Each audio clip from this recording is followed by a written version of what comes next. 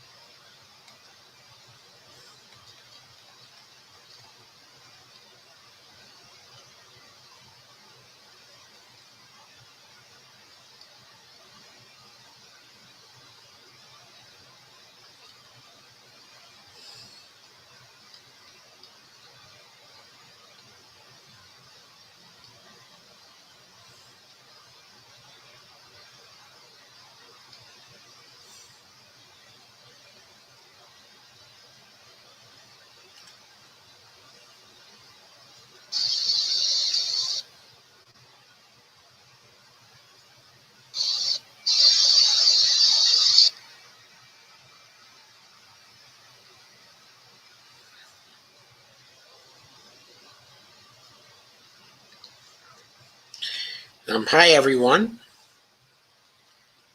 Nice to see you all here. Hey, Greg, how are you? Hi, Kay. Glad to see you too. And Carmen, thank you. And Greg says hi, Carmen and Kay. Lana says hi, all. Greg asks how everyone is doing. Kay says doing okay here, Greg. So the bigger question is, how are we all doing? How are we collectively doing?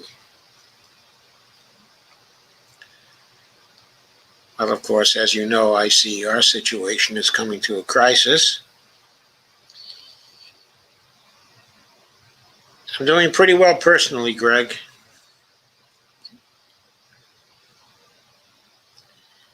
But when it comes to the country, I don't know. Carmen says, hi, Gregory. I'm rolling with the punches. As the saying goes, how are you? And Kay has shared. Thank you, Kay. Carmen says, crisis indeed. Yeah. Okay, let's go look at some points in this crisis. Every once in a while, I take a look to see what the Peter G. Peterson Foundation, is doing, because they still do get called down, if not people from that foundation personally. Somebody from one of their network groups gets called down to testify before Congress. Just the other day, I saw a video of the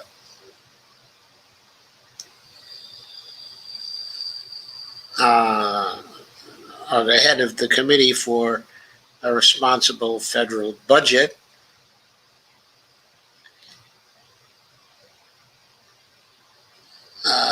the CRFB, specifically Maya McGinnis, having her crack at congressional testimony, talking as usual about the debt, how serious the debt problem is now and is going to be, and of course citing the frightening top line number, over $28 trillion in debt. You'll see what the Peterson Foundation has to say about that.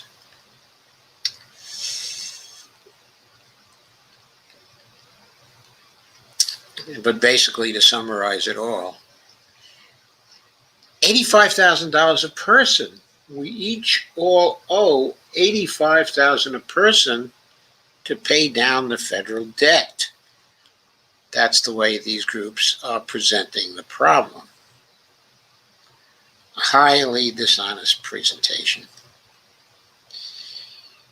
Anyway, the Peterson Foundation also had something to say about COVID relief. Could COVID relief lead to inflation? Here's what economists are saying. There's a picture of the Capitol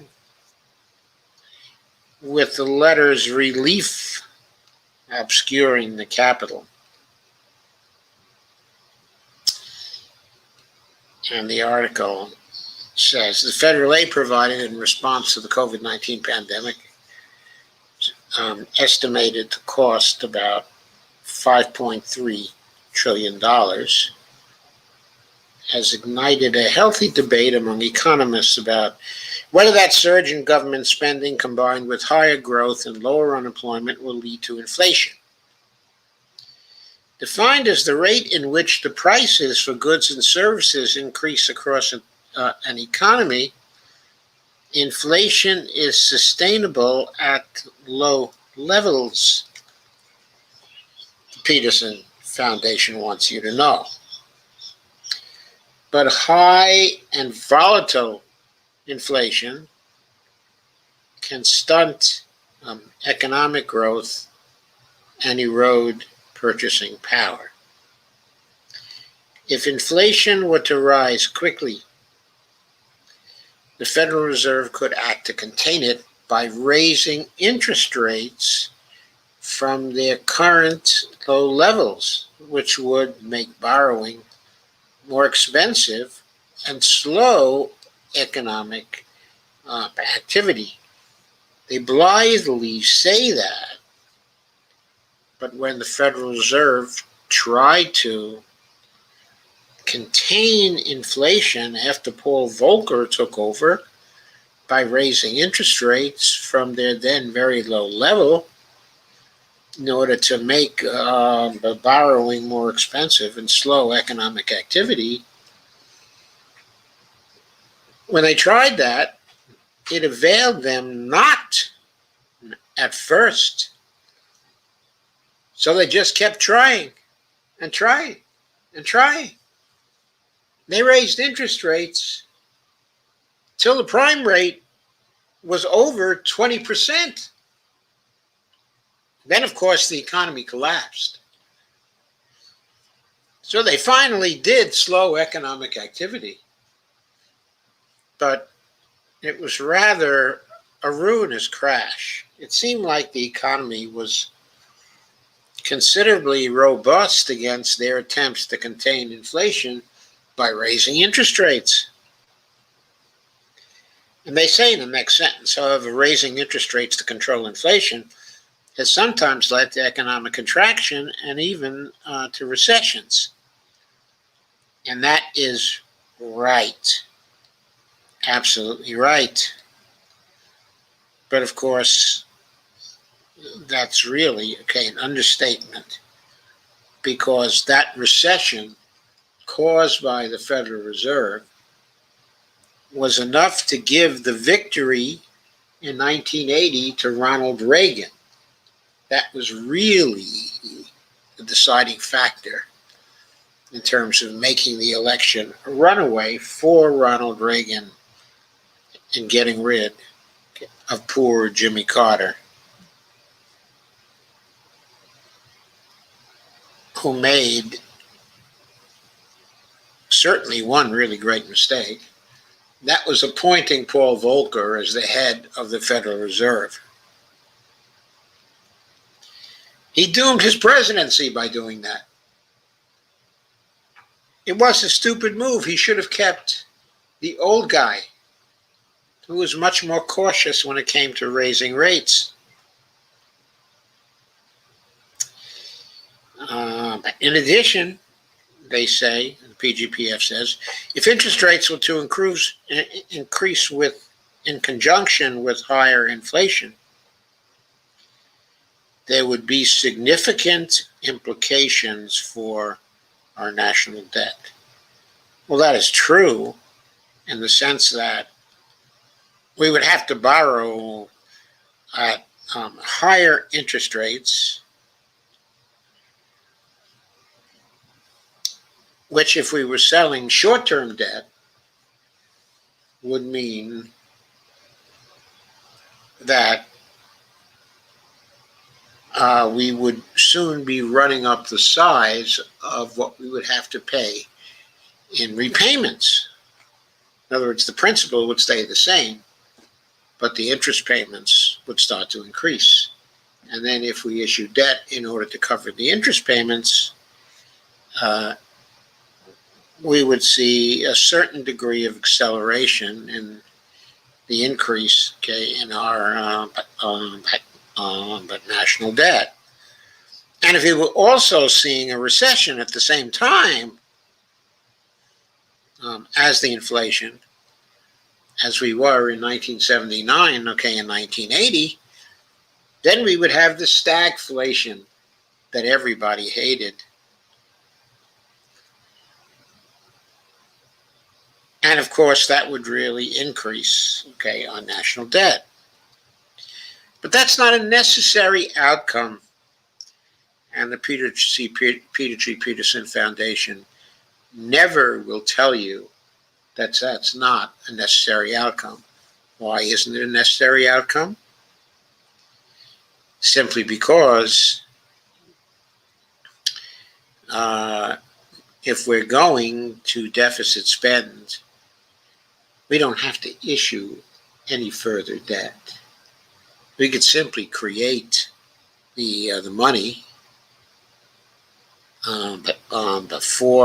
we always create the money for new federal spending, but we don't have to issue any associated debt with that. And that would have significant implications for our national debt.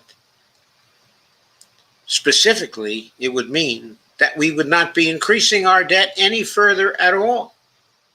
All we have to do is stop issuing the debt and simply create the money. There are ways to do that, which we will get to later. But the article says, despite the consensus among economists that some amount of inflation is likely to occur in the near term, their level of concern varies. That is a true statement. Some economists are not concerned because they expect inflation to either be temporary and therefore not cause economic damage, or relatively low, i.e., around or slightly higher than the Federal Reserve's 2% target per year for rising prices. Other economists, however, are concerned about inflation, as they believe that a rise in prices may be more significant and sustained. Below is a range of opinions from economists on the possible cause of inflation. I was very interested to look at this range of opinion. They mentioned two notable economists. One is Olivier Blanchard, the former chief economist of the International Monetary Fund, and current senior fellow at the Peterson Institute for International Economics, which of course is no longer tied to, but is allied with, the Peterson Foundation. Actually, it was never directly tied to the Peterson Foundation, but Peter G. Peterson used to head the Peterson Institute, which at that time was the Institute for International Economics. In the early 2000s, he raised an awful lot of money for them while he was the head of that institute. And because he raised so much money for them, $60 million or something like that, they changed their name to the Peterson Institute for International Economics. Soon after that, Peterson made a huge killing on the stock market and became a multi-billionaire, and that's when he started the PGPF, the foundation. But anyway, there are informal associations between the Peterson Institute for International Economics and the Peter G. Peterson Foundation. Then there's Larry Summers, an economist at Harvard University and former Treasury Secretary. Both have been outspoken in their worries that the recent relief spending was excessive. We'll get to how excessive it was in a few minutes, potentially leading to an overheating economy and therefore inflation. So here we are, arguably still in a recession. We just had an increase in the U3 unemployment figures for the first time in some time, and they're worried that we have something of an overheated economy here. The PGPF says an economy typically overheats when it is operating beyond its sustainable level. Okay, this is a little odd, because when the nation's real inflation-adjusted gross domestic product exceeds potential GNP, an estimate of the economy's maximum sustainable output. Not sure what they mean by sustainable here, but that doesn't appear to have anything to do with the fiscal sustainability of the government. Here they're talking about the sustainability of the economy. I suppose the sustainability of the real inflation-adjusted gross domestic product, GDP. In other words, they view that as either sustainable at a particular level or not sustainable, at that particular level. Normally, they talk about fiscal sustainability of government spending. So those are two different things we have to keep in mind. That overheating of the economy can put inflationary pressure on prices. Before the enactment of the $900 billion Response and Relief Act, that was the one the Trump administration passed in December of 2020, and the $1.9 trillion American Rescue Plan, that's the one that the Biden administration just got through, in the reconciliation bill, the nation's economy was operating below maximum sustainable levels by an estimated maximum of $900 billion, known as the output gap. Now,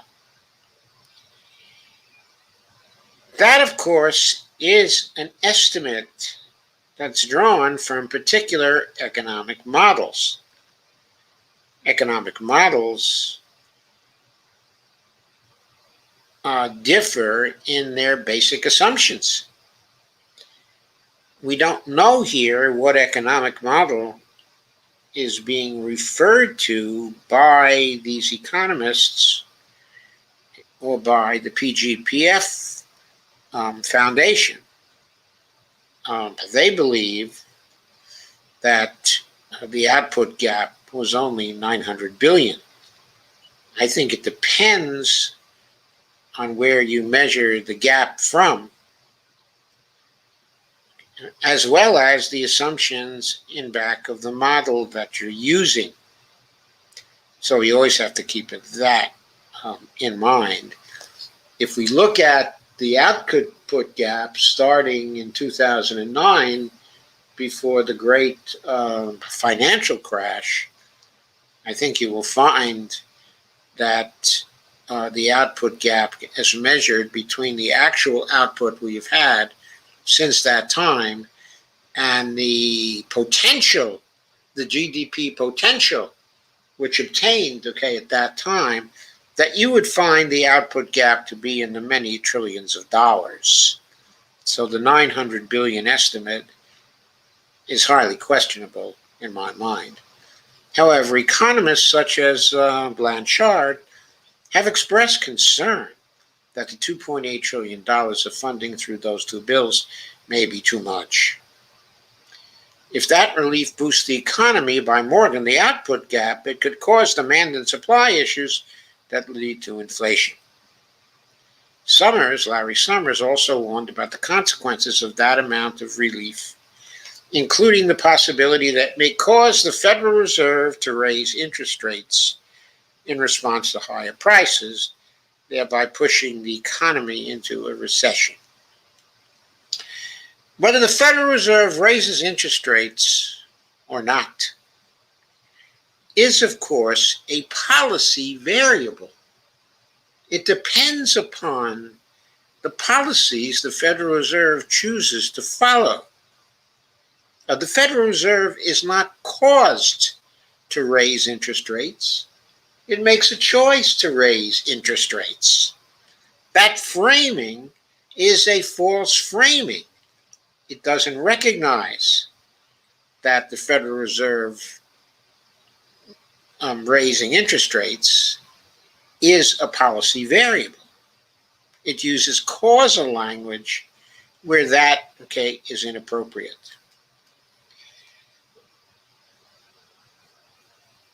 Quote, I think this is from Larry Summers, I think there's a 1/3 chance that inflation expectations that are meaningfully above the Fed's 2% target will become entrenched.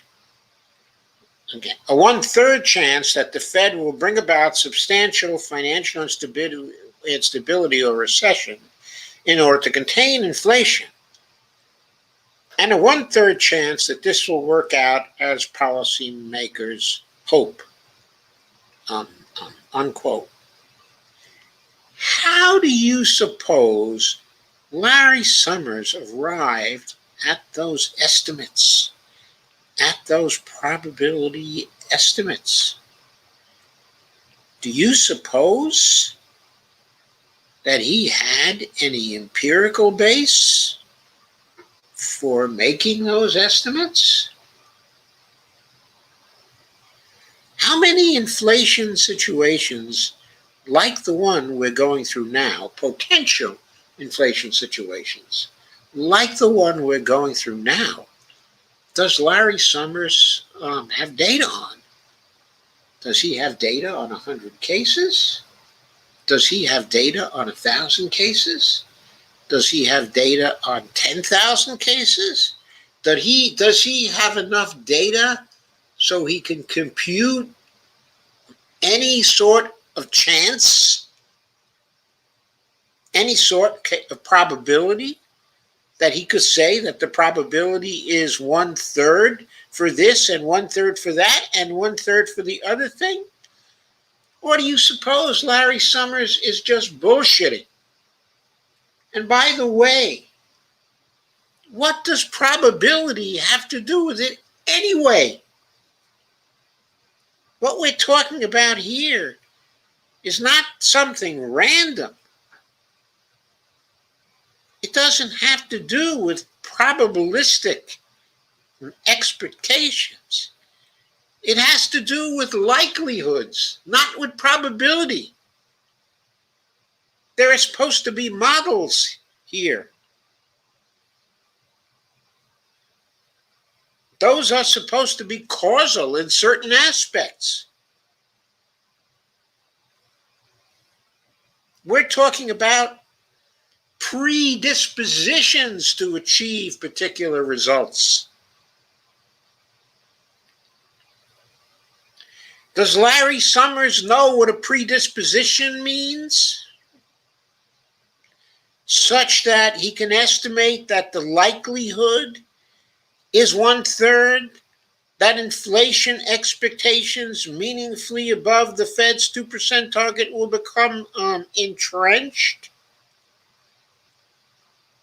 I mean, where does he get that from? Does he have surveys? If he has the surveys, what is the validity of the measurement of inflation expectations coming off these surveys? Does Larry Summers know how to evaluate the validity of the survey measurements of inflation expectations? I seriously doubt it. I've never seen him assess a validity in his life, in anything I've read by him. All I see from him is high-level pronouncements that, as far as I can tell, are based on nothing. Going further, Blanchard and Summers also point to instances of really, what is the methodology in back of this? Does anybody ever ask Larry Summers that question? I am asking it now.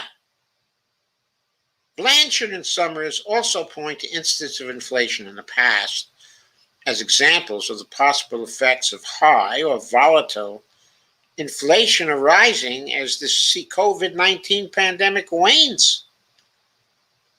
When was the last pandemic that was anywhere near as serious as COVID-19? Does Larry Summers have any data about what happened after the Spanish flu in 1918? Because that's the last time we had anything like this. So where are these examples in the past? Blanchard drew a comparison with the 1960s. Well, we didn't have any pandemic waning in the 1960s. He drew a comparison with a non-pandemic situation when an overheating economy gradually increased inflation, and the actions taken to control that inflation eventually led to a recession. We'll explore that in a little more detail in just a minute, but let's just note that when that happened during the 1960s, we were still on the gold standard.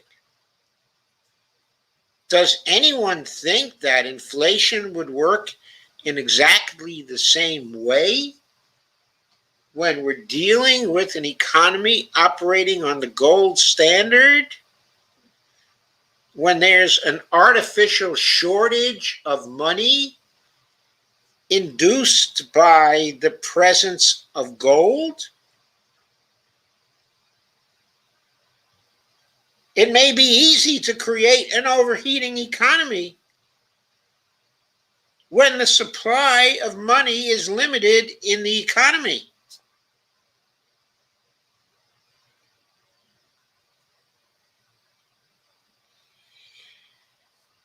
It seems to me it's quite invalid to compare economies that are on a gold standard with economies that have governments that are monetary sovereigns. That's what Blanchard is doing here. Why? Because Blanchard doesn't care about monetary sovereignty. By now, he knows the difference between monetary sovereignty and economies that are on a gold standard. He knows that difference, but he still doesn't think about it deeply, because he never thought that way in his life until 2010, and he's been slowly learning about it over the last 10 years. Quote, he says that a relevant comparison here is what happened in the 1960s. From 1961 to 1967, the Kennedy and Johnson administrations ran the economy above potential, leading to a steady decrease in the unemployment rate down to less than 4%. Inflation increased, but not very much, from 1% to just below 3%, suggesting to many a persistent trade-off between inflation and unemployment. In other words, they were relying on the Phillips curve to try to think about what was happening. In 1967, however, inflation expectations started adjusting.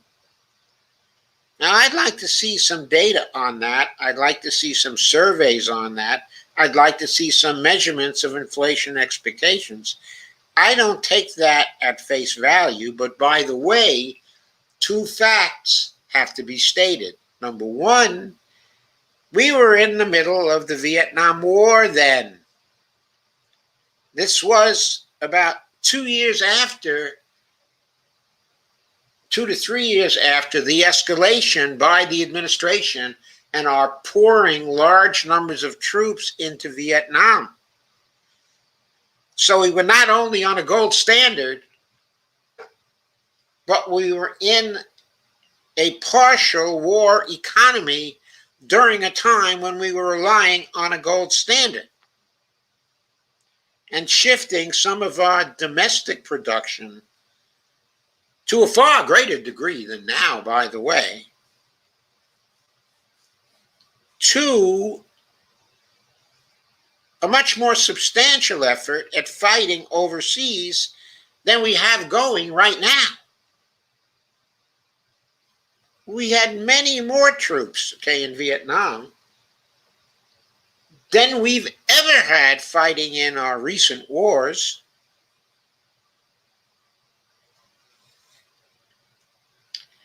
It was a far greater effort.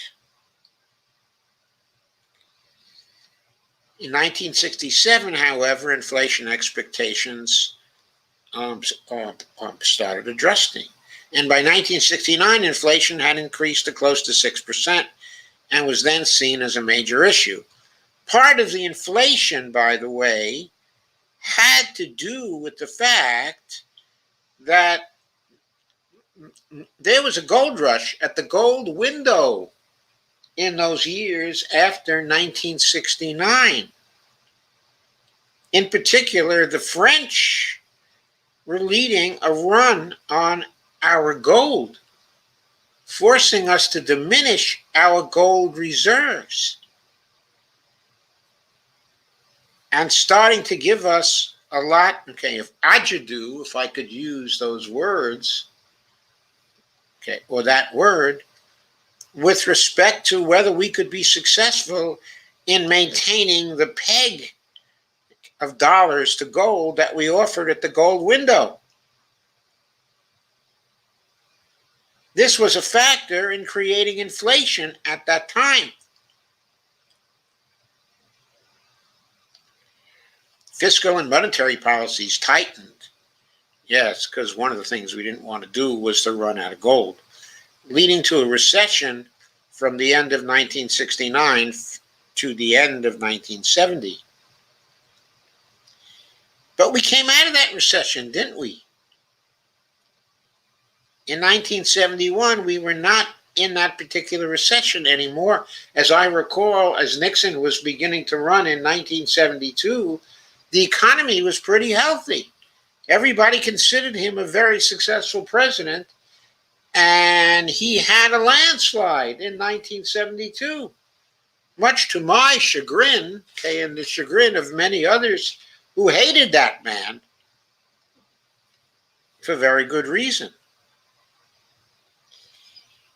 This is far too sketchy an example and far too sketchy, okay, an explanation. As far as I can see, folks, so far, this explanation of what happened and why it happened has no substance behind it. It's just bullshit. Summers warned that if the Federal Reserve needed to tighten monetary policies, such as by drastically raising interest rates to control high levels of inflation, the U.S. could witness a recurrence of such past situations. This is the loosest of analogies. The loosest of analogies.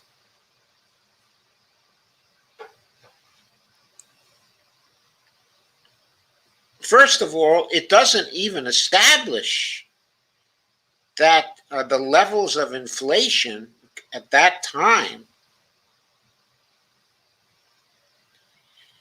led to drastically increased interest rates. That is in 1969 and 1970. I don't recall the interest rates being drastically increased then. They were increased some, but nothing like what happened at the end of the 1970s. Quote again, we would have an experience like most of the recessions prior to 1990, when expansions were murdered by the Fed with inflation control as the motive. This was the case 3 times in the 1950s again. Not a monetary sovereign in the 1950s, still on the gold standard. At the beginning of the 1970s, still on the gold standard until 1971. In 1975, 1980, in 1982, then we were a monetary sovereign. But nobody knew how to deal with that. They had no idea how to deal with that.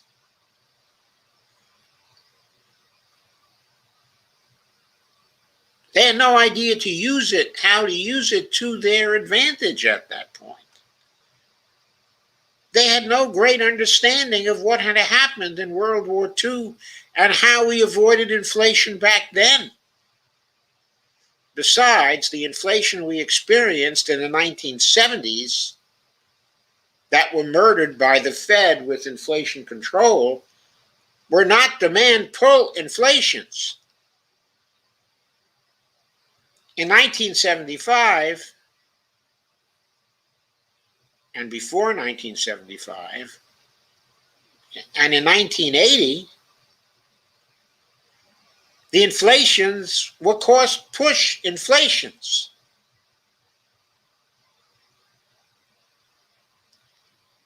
And the inflations from 1980 to 1982 were cost push inflations too. In my view, they were caused by the Federal Reserve continuing to raise interest rates higher and higher and higher, and creating stagflation as a result. Anyway, the quote goes on. In the past, it has proven impossible to generate a soft landing.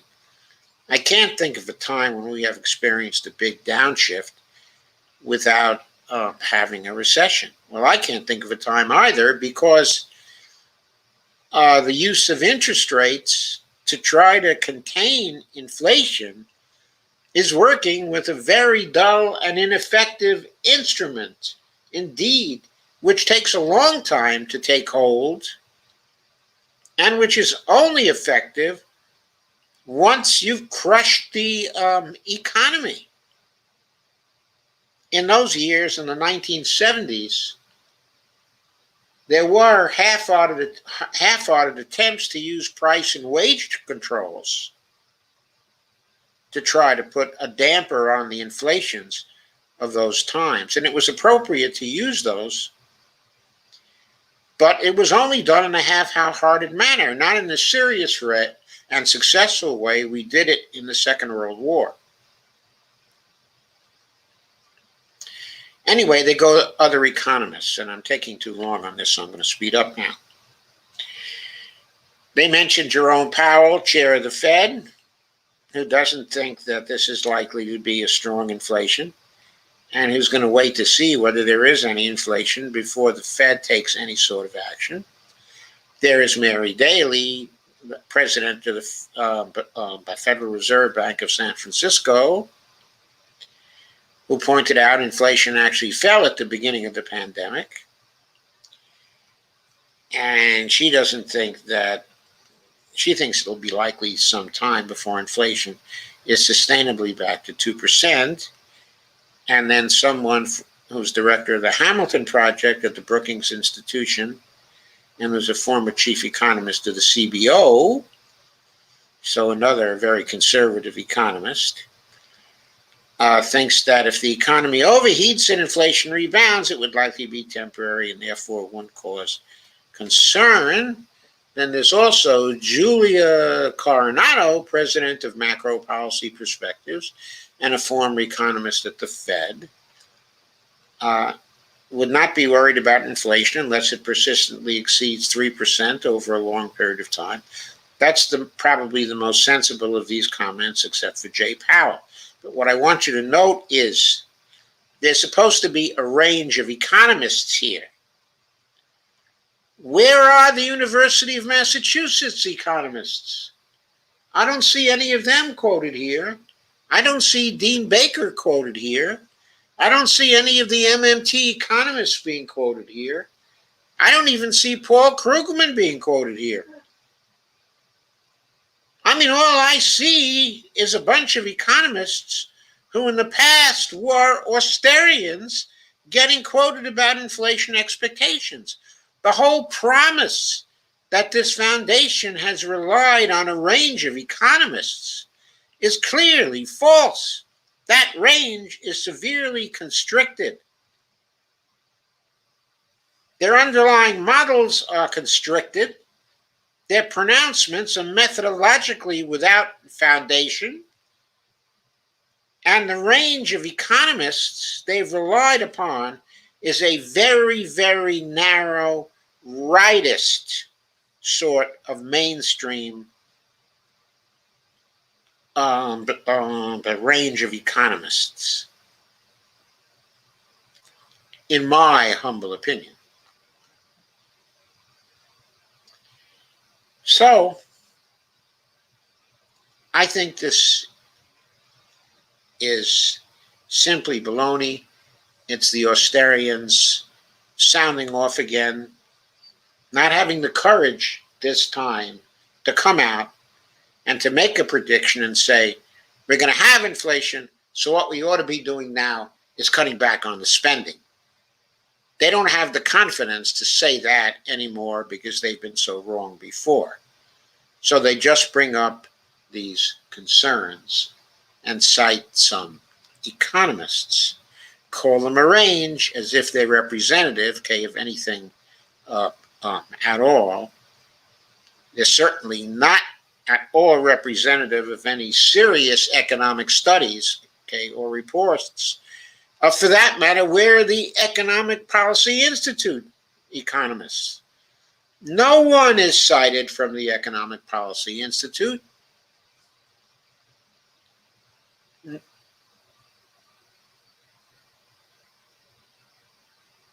They just selected some economists they knew who would tell them what they wanted to hear.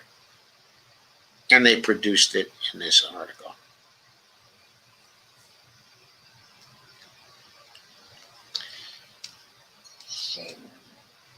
Barney says, shame on them. Well, that's what they do in and around Washington, D.C. That's the way they play the think tank game. And we got to be aware of that.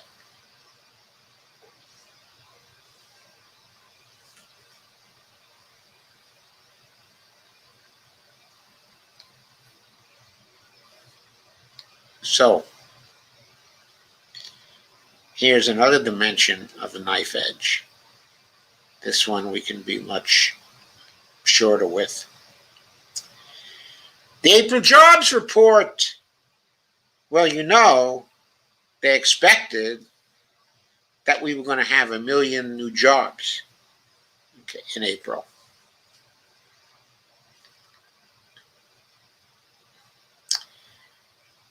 The U.S. Chamber of Commerce, as soon as the JAWS report was was published by the BLS, okay, the Labor Department, Chamber of Commerce blamed last month's weak employment growth on the existence of a $300 weekly supplemental jobless benefit and began urging lawmakers to eliminate the federally enhanced unemployment payments that were extended through early September. Of course. Why? Because the U.S. Chamber of Commerce wants Biden to fail, wants the economy to go into recession so they can beat Joe Biden in 2022, so they can avoid higher taxes on the people who give them their money. They blame the weak employment growth on the existence of the $300 weekly supplemental job benefit. They want Congress to eliminate the federally enhanced payments that were extended when congressional Democrats passed Joe Biden's American Rescue Plan. Bernie Sanders replied. He said, no, we don't need to end the additional $300 a week in emergency unemployment benefits that workers desperately need. He said in response to the grumbles of the nation's largest business lobbying group, we need to end starvation wages in America, quote unquote.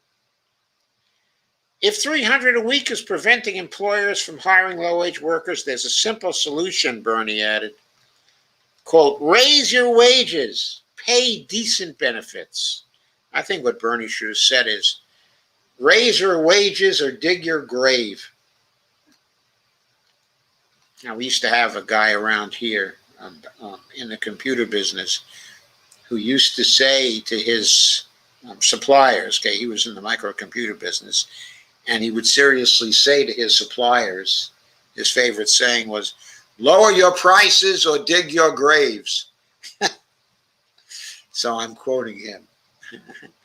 According to the Chamber's analysis, the extra $300 unemployment insurance benefit results in roughly 1 in 4 recipients taking home more pay than they earned while working.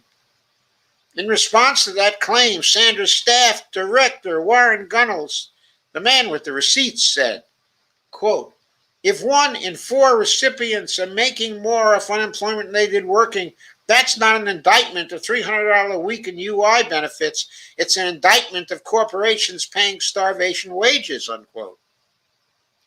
Quote, raise your wages and benefits or flip your own damn burgers and sweep your own damn floors, unquote, Gunnels answered. Yay, Warren Gunnels. Other progressives like former Labor Secretary Robert Reich and Representative AOC also chimed in. Reich said, this is not complicated. If you can't afford to pay your employees a living wage, you do not have a viable business model, and you should go out of business. I entirely agree, of course.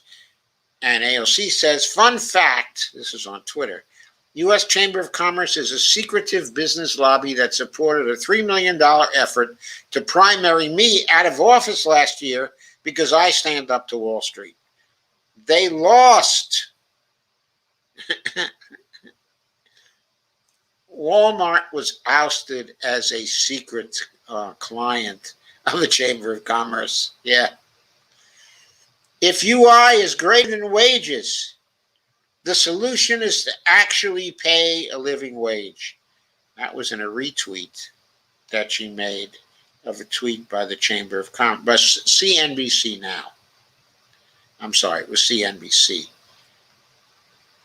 who said in their tweet, okay, that U.S. Chamber of Commerce blames week's job report on enhanced unemployment benefit, kicks off lobbying effort. And they said one step policymakers should take now is ending the $300 weekly supplemental employment benefit.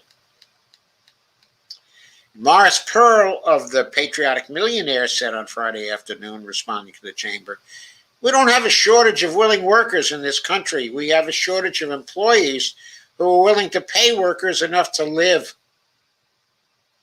Claiming that today's disappointing jobs report is a result of expanded unemployment insurance is nothing more than a cruel tactic to pressure the administration into helping companies that they represent to continue to underpay and exploit their workforce. Our leaders are supposed to be helping to increase wages for low-paid workers, not helping employers to keep the wages down. Instead of blaming struggling workers, large corporations that do not pay their employees a livable wage should take this moment to self-reflect. Maybe, just maybe, paying their workers more than starvation wages would incentivize workers to re-enter the workforce, unquote. Yeah.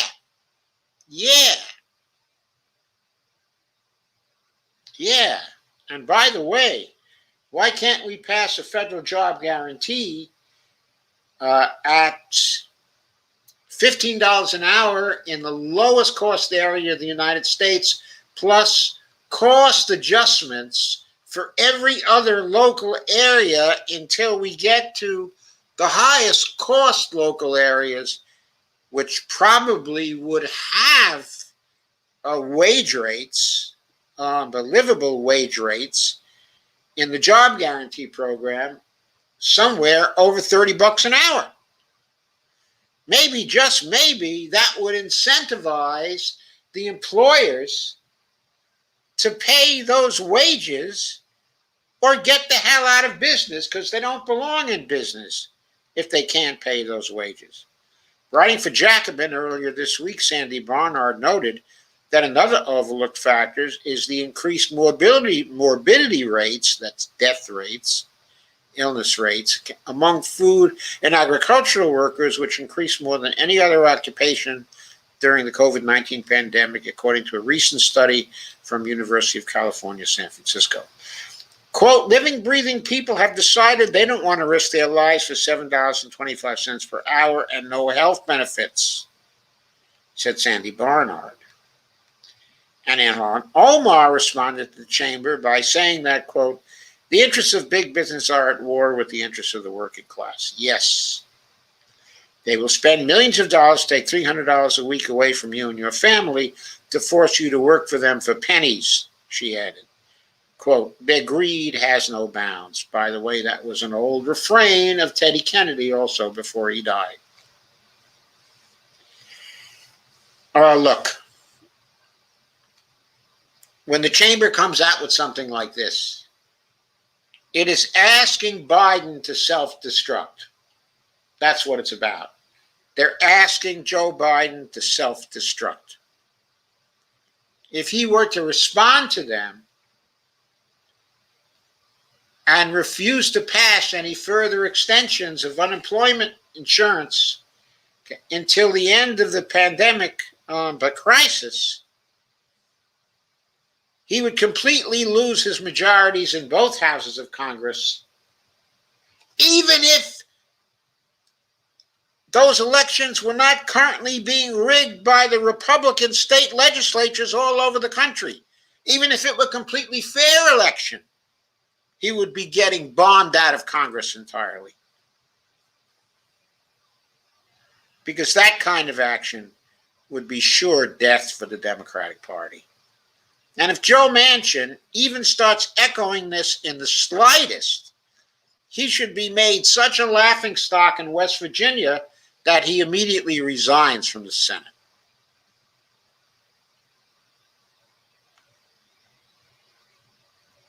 Next.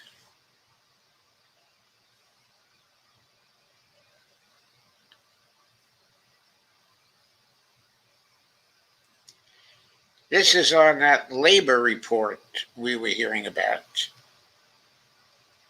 just a moment ago.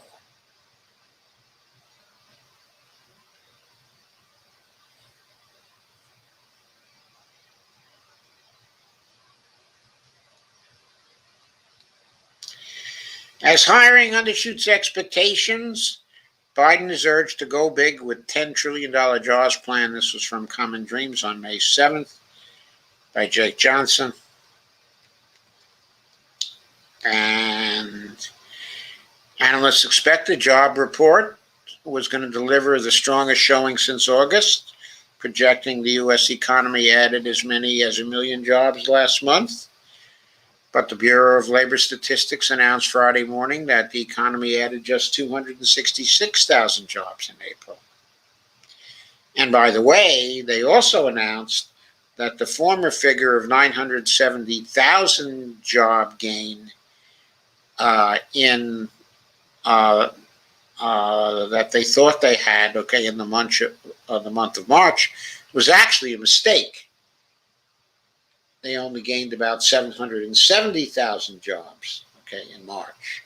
So in other words, from a job gain of roughly 900,000 in February, it fell to 770,000 in March, and according to the most recent figures for April, at only 266,000, in April. And there's even a question, about that. But anyway, progressives argued that the disappointing report makes at least one thing clear. Much more stimulus is needed to repair the damage wrought by the coronavirus pandemic and rebuild for a sustainable, more equitable future. Alan Cialis, press secretary for the youth-led Sunrise Movement, said, quote, "It is time for Biden to pull us out of this economic spiral. Jobs are not going to magically come back. We need action now." The job guarantee, Joe, the job guarantee. Sunrise is specifically calling on the president to dramatically expand the scope of his American Jobs Plan by bringing it into line with the goals of the Thrive Act.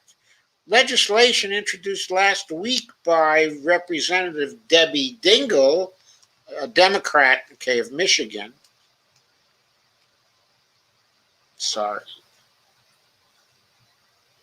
And Senator Ed Markey, Democrat of Massachusetts. That bill proposes spending $10 trillion over the next 10 years to create millions of jobs, build out the nation's renewable energy infrastructure, and transform U.S. care institutions. Cialis said that, quote, "If Biden intends to take this economic crisis seriously, he will include a $10 trillion investment over the next decade into the American Jobs Plan to end the unemployment crisis and put millions of people to work in good union jobs, stopping the climate crisis." AOC called for that, Ed Markey called for that, and they called specifically for passage of their civilian climate core in the package, quote, "Call on Congress to swiftly pass it, creating good jobs for 1.5 million people across the country while helping them put food on the table, revitalize their communities, and boost our economy," Cialis continued, and quote again, "Millions of people are out of work and the unemployment rate is rising. The real risk isn't doing too much. It's doing too little," unquote. I certainly agree with that.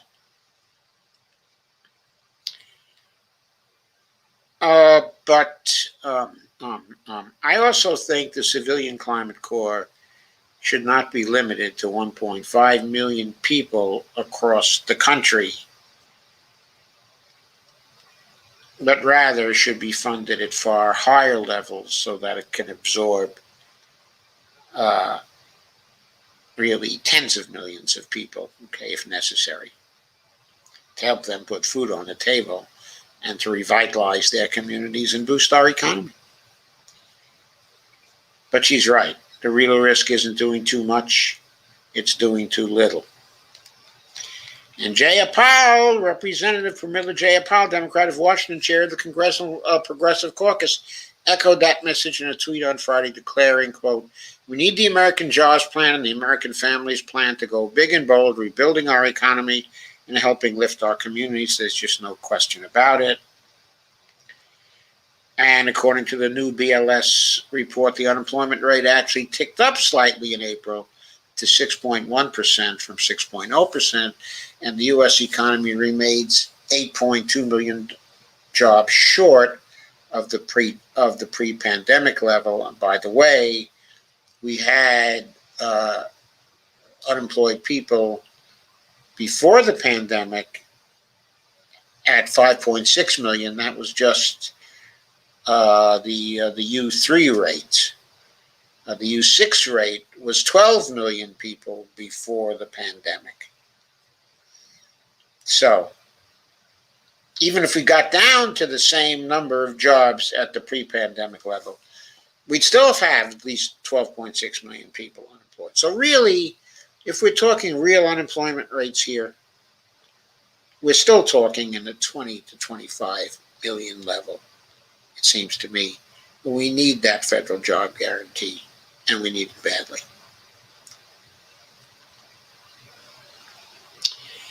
So there were calls for robust child care spending.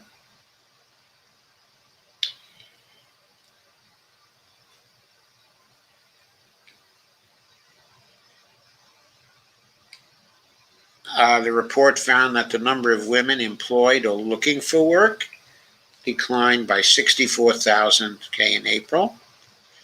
According to Elizabeth Warren, that's a stark reminder of what American families know all too well.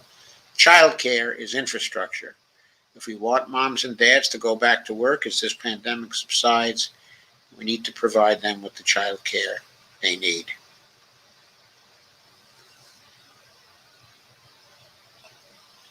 She says, compared to 2020, February 2020, there are 2 million fewer women in the labor force, meaning they're not even counted in the U3 and U6 the statistics, because they've just dropped out of the labor force. Not because they don't want to go out of work, but most probably because of the effects of the pandemic mean they have to stay home in order to take care of children and other family members who may have been victims of the pandemic. And she calls for a $700 billion investment in our child care infrastructure, because that's the number we need to make affordable, high quality child care a reality. How about doing $1 trillion and making free high quality child care a reality? Why does it have to be affordable? Why can't it just be free? Are we a monetary sovereign or not, Elizabeth Warren? When are you going to learn a little bit of MMT, Elizabeth Warren? Biden administration officials, the president himself, the progressive lawmakers and policy analysts were quick to reject the notion federally enhanced unemployment benefits are dissuading people. Instead, of course, everybody is saying, including even Janet Yellen, if it were really the extra benefits that were holding back hiring, you expect to see states and sectors with high wage replacement rates for unemployment benefits having more difficulty adding jobs. In fact, what you see is the exact opposite. It's the states and sectors with the high wage replacement rates that are getting people coming back to work. It's the states where the employers won't pay enough, where people don't want to come back to work. The reason they don't want to come back to work is because the employers won't pay a living wage. And Bernie, of course, said, we need to end starvation wages in America. Quote, if $300 a week is preventing employers from hiring low-wage workers, there's a simple solution. Raise your wages. Pay decent benefits. Absolutely. And then there's Joe Biden. A very nice piece in these times.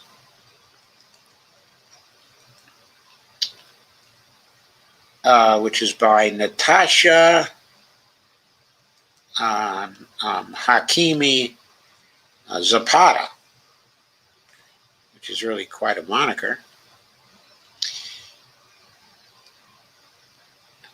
Her article is entitled, Joe Biden Shouldn't Shy Away from the Radicalism of the New Deal. It was done on May 6th.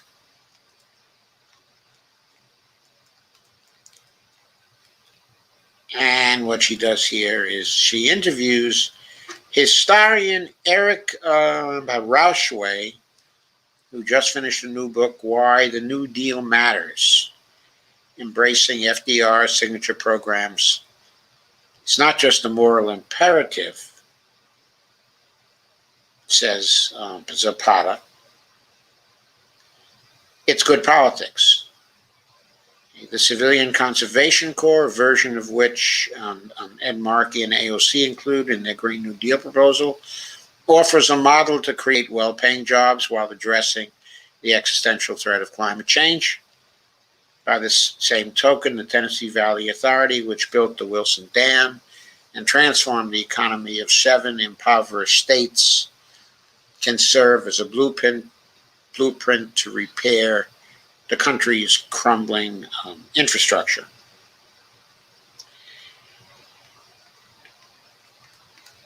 So this is, an interview, and Zapata is interviewing Dr. Rauschway, Professor Rauschway. So let's go through this briefly. What did President FDR hope to achieve with the New Deal? That's the question. And Rauschway says, the key thing to understand about the New Deal is that it was a response to a crisis of democracy.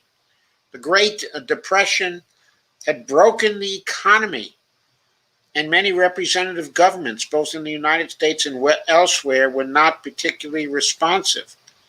With far-right movements on the rise around the world, people looked at Benito Mussolini and said, quote, well, that fella has the right idea. Adolf Hitler came to power in January 1933, right between Franklin D. Roosevelt's election and his first inauguration. One of Roosevelt's friends told him during that period, quote, if you succeed, you will be remembered as one of the best presidents of the United States. And if you fail, you will be remembered as one of the worst, unquote. To which Roosevelt replied, quote, if I fail, I will be the last, unquote. He really did think that democracy was in dire straits, and with good reason. There were mass protests throughout the United States that were ideological in coat. And they could have very easily tilted towards the far right. But Roosevelt feared those discontented with the government's action could follow a leader like Huey Long, who was charismatic but unscrupulous and not particularly respectful of the rule of law. The Donald Trump of his day, but probably a much better governor than Donald Trump was a president. Or perhaps a business-backed authoritarian like Douglas MacArthur, who would be installed to put down mass movements in the name of opposing communism. In his acceptance speech for the Democratic nomination in 1932, Roosevelt argued the only way to defuse far-right threats was to offer a positive program of reconstruction. That's what the New Deal was, a program to restore people's belief that democracy could work for them and broaden conceptions of social justice. So Zapata asks, as inequality has accelerated and American democracy faces new threats from the right, what would you like our legislators to learn from the New Deal? I would like our legislators to see the New Deal as essential support for democracy and the programs themselves as essentially humane. Roosevelt talked about the idea that people don't just need something to live on, they need something to live for. That was the purpose of the New Deal. Some have called its programs socialist, quote unquote.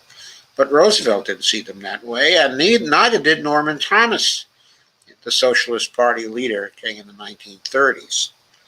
What mattered was that they gave people a sense of dignity and decency.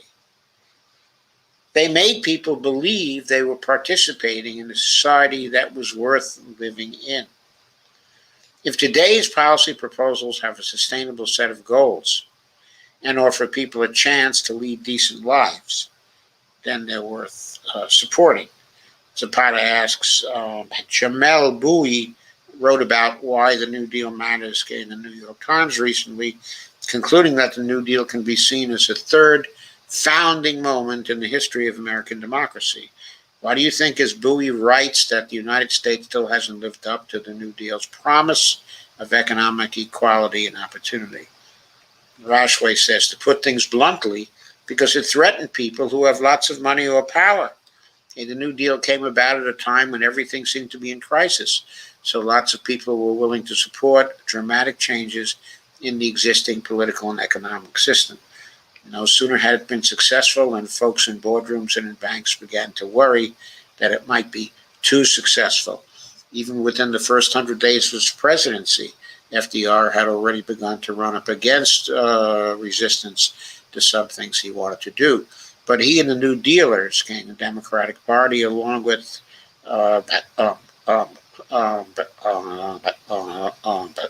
some liberal Republicans, managed to seize that moment and put through a number of policies that were effective and popular.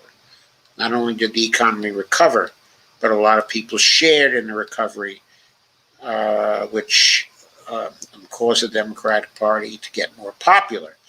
Democrats gained seats in the 1934 elections, and then Roosevelt won in a record landslide in 1936. One of the groups that Roosevelt's first term won over to the Democratic Party was black voters, which has remained a staple of the Democratic coalition since. Zapata asks, in your book, you write New Deal programs sometimes left existing segregation untouched and even expanded it into new areas, perpetuating it for new generations, unquote. Would you agree with House Majority Whip James Clyburn's the recent remarks that FDR's legacy was not good for black people, quote unquote? Rashway says, I'm going to decide with the vast majority of black voters who clearly believe FDR's legacy was good for black people. They seem to be a better judge of their own interests than James Clyburn. The Roosevelt administration represented a Democratic Party that was divided in 1930 between its white Southern segregationist wing and its Northern multiracial and more labor-based wing. The New Deal marked the Democratic Party's shift towards the latter, though it didn't happen overnight. When New Deal programs were administered by the local Democratic Party in the House, in the South, they tended to perpetuate segregation, perhaps unsurprisingly. A good example here is the Tennessee Valley Authority, TVA, in the Tennessee River Valley, which is the birthplace of the original Ku Klux Klan. You can derive what the racial politics of the region were from that observation alone. But while the TVA had segregated works, it also had black workers and even black managers. They expressed their frustrations within the TVA rather than attack it because they knew it was providing well-paying jobs under good conditions. What Clyburn's remarks leave out is that when the New Deal was administered at the national level, for example, by Harry Hopkins at the Works Progress Administration, WPA, or Harold Ickes at the Public Works Administration, the PWA. Harold Ickes was the father of the present Harold Ickes, who is now in his late 70s, I believe, and still working for labor unions, but also for centrists within the Democratic Party like Hillary Clinton. Both were committed to civil rights, but discrimination was not only against policy, but it eventually became illegal in public works. As the National Urban League said at the time, WPA offered the first meaningful white-collar opportunities to black Americans. In many ways, it allowed them to move out of the South and into the urban parts of the North and the West. And Zapata asks, President Joe Biden has invited comparisons to FDR, and CNN has even referred to him by his initials, JRB. Would you say Biden and his administration have internalized the lessons of the New Deal? Rashway says, Biden has been involved in Democratic politics through a time generally referred to as the neoliberal period, when the Democratic Party has been highly skeptical of the New Deal. But this period really lasted until, I don't know, maybe last week. It wasn't an overnight shift. People like Bernie Sanders and AOC on the left have been calling for Democrats to revive and improve on the New Deal, both as a source of inspiration and as a concrete set of programs. I think the Biden administration could have gone even further than it did on the recent stimulus package. The package is far bigger than the one they passed in 2008, 2009, and far more focused on Main Street than Wall Street. But it doesn't get close to the New Deal. Describing payments as a stimulus implies there's nothing fundamentally unhealthy about the U.S. economy, that it just needs a solid jolt of caffeine to start it, but for it to start to move again. The focus of the New Deal wasn't a Keynesian-style stimulus. It was aimed at rebalancing the scales in the American economy and in American society more generally. Well, that's probably true, but it's also true that Roosevelt and Keynes himself, to some degree, thought of the New Deal programs as priming the pump, as basically stimulus in order to get things going again. Some of the later changes by FDR in the second New Deal, those were fundamental structural changes, like Social Security, like the Wagner Act, the safeguarding of labor's right to strike. Those were important structural changes. The American Jobs Plan that is now before Congress is much closer in spirit to the New Deal, especially with its broad conception of what infrastructure entails. If we have a program, we spend a lot of money to build solar panels, wind farms, pumping facilities for endangered shorelines and things like that. We're talking about concrete achievements that can empower people. But do you think the American Jobs Plan could be Biden's FDR moment? If the American Jobs Plan goes through and it's implemented in a way that is visibly effective, then I would be surprised if the Biden administration and the Democratic Party didn't reap the benefits electorally. One of the great lessons of the New Deal is that good policy is good politics. It may seem like an obvious thing to say, but if the administration is effective and it helps people in ways they appreciate, then they tend to support the administration and its programming. It should be intuitive, but it's not. In the age of austerity, politicians have told themselves, let's make our voters suffer, and then they will appreciate how competent and serious but we are, unquote. The Roosevelt administration took the opposite view, as Harry Hopkins put it at the time, quote, we will spend and spend, tax, and elect and elect, unquote. These types of programs, if they work and people appreciate that they work, tend to lead to lasting majorities. That's what the Republicans are really afraid of. They were afraid of that in the Obama administration. That's why they blocked him at every turn. Now, he didn't really care about that. He wasn't looking for structural changes. He was looking to protect the rich from the pitchforks. It still remains to be seen whether that is really Biden's plan or not. That is the danger, though. That is the knife edge. What are we going to see from Biden? As Zapata says, AOC and Ed Markey recently reintroduced the Green New Deal in a series of public events. In what ways are its proposals similar to the original New Deal? We need to meet an ecological crisis now, just as we did in 1933. It's worse now. Intensive farming had used up a lot of the land in ways that had destroyed the land, the utility of the land, leading in part to the Dust Bowl. A large part of the New Deal was devoted to making agriculture sustainable through hydroelectric power, which we would now call green energy, but also through soil conservation.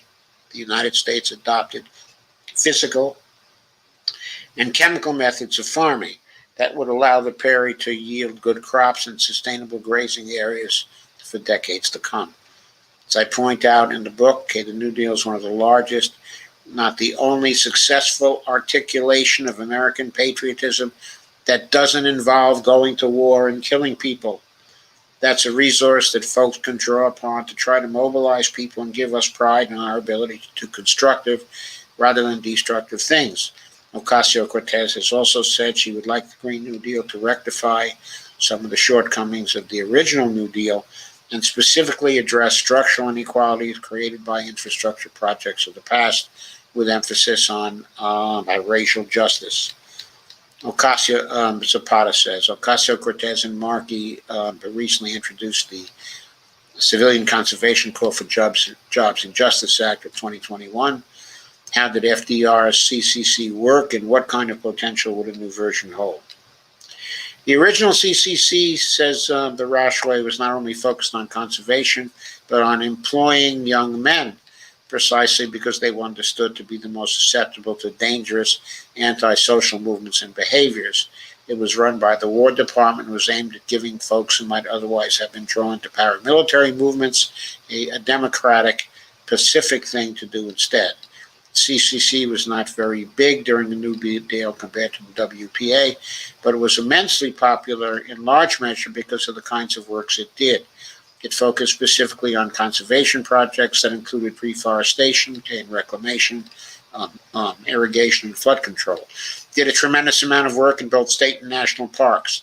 The idea of getting the country's youth into the wilderness and doing things for the common good has struck a chord with people since the Great Depression. So I'm not surprised that they want to revive it, although I doubt it would be implemented in the same way. One modern twist, it seems that at least 50% of the new CCC projects would be going to Black and Indigenous people of color communities that have been historically oppressed. But the Rashway said, I say that idea is lifted directly from the original New Deal.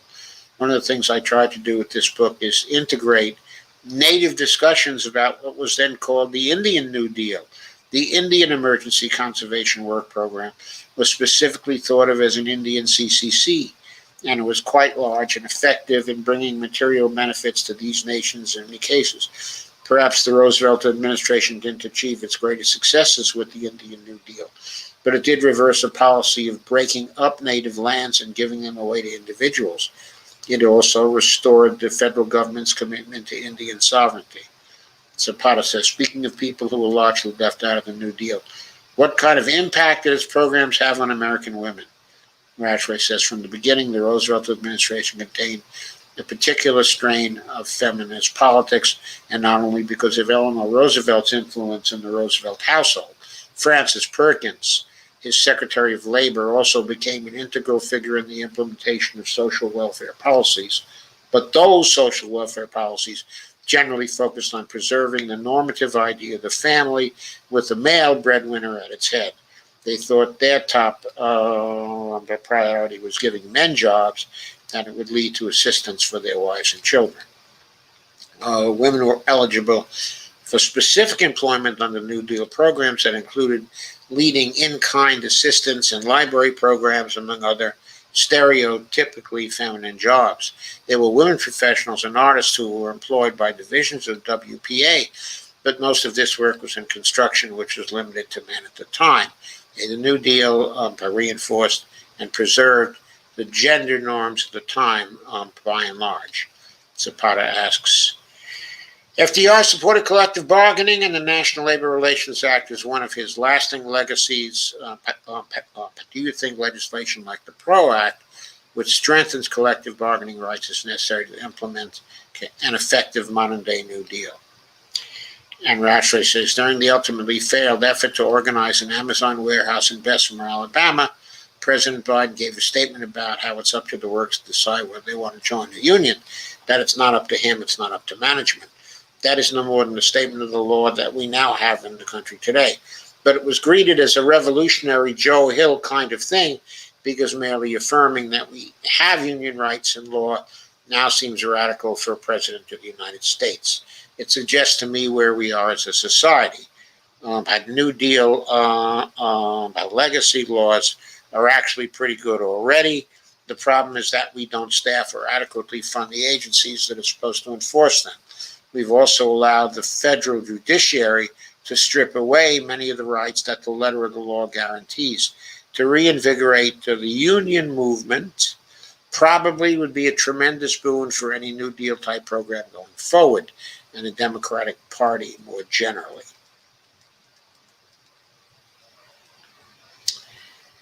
So I thought that provided a very, very good perspective.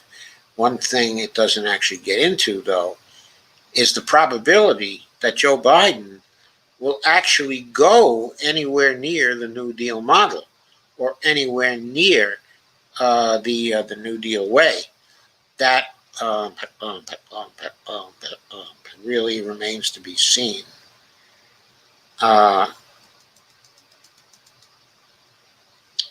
So here's a piece from Dean Baker. It's fairly short, but I think it further illustrates where we are and also the problem.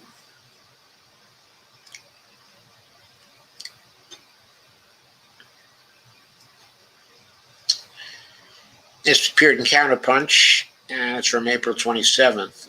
Biden's recovery. How's the hopey changey thing working out for you? I know it was the last guy who promised hope and change, not Joe Biden.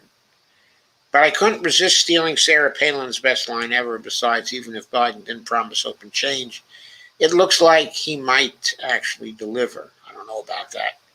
We're going to get the GDP growth data for the first quarter this week, and it is almost certain to be very strong, quite likely over 7.0%. I don't know if we got that. This is great news in terms of recovering from the recession and getting people back to work, but we all know that all the inflation hawks will be yelling and we'll soon be back in the 1970s with inflation spiraling ever higher. For this reason, it's worth trying to dissect the data to see if it can give evidence that bears on this question. And he starts talking about productivity growth, and he says there's some evidence we're actually seeing an uptick, in productivity growth. It grew at a 1% annual rate from the fourth quarter of 2009 to the fourth quarter of 2019, which of course is not very great. However, it grew 2.5% from the fourth quarter of 2019 to the fourth quarter of 2020. Hours worked increased at roughly a 2.5% annual rate in the first quarter. If GDP growth comes in around 7.0%, it would imply productivity growth of around 4.5%. Quarterly productivity data, he says, are enormously erratic, so need to be cautious about making much out of the extraordinary growth we're likely to see in the first quarter, but it is consistent with the continuation of the more rapid growth from 2019. If we can stay on track with something close to 2.5% annual productivity growth, or even 2.0%, it will go very far towards alleviating any inflationary pressure that might be caused by Biden's recovery package. Because, of course, from the viewpoint of economics, you don't get inflationary pressure when your productivity growth, is in line with GDP growth. Any discussion of productivity growth has to come with a huge caveat. Our ability to predict it is close to zero. The figure below shows annual productivity growth, in the post-war era, and it shows it's all over the place. And as Dean Baker says, there's no way to predict it. The average for the years 1947 to 1973 was 2.8%. Growth slowed sharply in the 1970s, averaging just 1.5% from 1973 to 1995. That's all through the Ford years, the Carter years, the Reagan years, the Bush years, and the beginning of the Clinton period, the first Bush year. But productivity growth then increased to 3.0% annually from 1995 to 2005, when it slowed again to just over 1.0%, which is where it was 2019. So it's very, very hard to predict. That productivity growth of 3% annually from 1995 to 2005 was not something predicted by economists. It was a big surprise. And it's probably what pulled us out of the recession of 2002. No one saw the 1973 slowdown coming, and it was not recognized for many years after the fact. Even today, there's no widespread agreement as to its cause. Most economists feel reasonably comfortable attributing the 1990s upturn to computers and other information technologies, even if few saw it coming. The slowdown in 2006 again caught economists by surprise, and here also there's no generally accepted view as to its cause. Probably has to do with the excessive financialization of the economy. That's what I suspect. But anyway, so when we see an uptick in growth in 2020, that seems to be continuing at least to the first quarter of this year, we can be encouraged by it, but we should not have much confidence it will persist for any substantial period of time. And Dean then talks about investment. In the sloppy Econ 101 textbook, investment is the key to productivity growth. The idea is we get more and better capital and thereby make workers more productive. Think of one person driving a bulldozer instead of 20 workers with a shovel. As a practical matter, most of the differences we see in rates of productivity growth over the post-World War II era are not due to differences in the rate of investment or the rate of improvement in the education of the labor force, the other major input for productivity. Most of the differences between the periods of rapid productivity growth and slowdown years is due to differences in the rate of multi-factor productivity growth. This is the growth in productivity which cannot be attributed to either more capital or more educated workers. In other words, it is the growth in productivity that we can't explain. But if we do turn to the productivity growth we can explain, investment is clearly a plus. In general, more investment means more productivity. And on this score, we have been seeing good news. Investment held up remarkably well through the pandemic. The fourth quarter level was only 1.4%, lower than the year ago level. And this fall off was entirely due to weaker investment in structures. Businesses were cutting back spending on office buildings and retail space for obvious reasons. By contrast, investment in both equipment and intellectual products was already slightly higher in the fourth quarter of 2020 than in the fourth quarter of 2019. We will see further increases in the first quarter, indicating that investment is pretty much in line or possibly even above its past path from before the pandemic. With most business surveys showing considerable business optimism, much of it spurred by Biden's recovery package and now his infrastructure plan, if he passes it, of course. And we should see investment continuing at a healthy pace for the immediate future. Again, this is not the biggest factor in productivity growth, but it certainly is a positive one. If investment stays strong, the resulting increases in productivity growth will help to alleviate inflation risks. In other times, we may view the rise in trade deficit as a bad signal about the U.S. competitiveness. However, that is not the case at present. While the economy getting a solid boost, from the recovery package, the trade deficit provides a useful relief valve. Insofar as domestic producers are unable to meet demand, foreign producers will be stepping in to fill the gap. The trade deficit will also provide a welcome boost to growth for our allies in Europe, Japan, and elsewhere. In the past, the loss of manufacturing jobs also meant the loss of relatively high-paying jobs for people without college degrees. This was a good reason to be worried about the trade deficit. This is no longer the case, as the devastation the sector suffered due to import competition in prior decades has largely eliminated the wage premium in manufacturing. In 1990, the average hourly wage before production in non-supervised workers in manufacturing was close to 6% higher than for the private sector as a whole. Now it is more than 6% lower than for the private sector as a whole.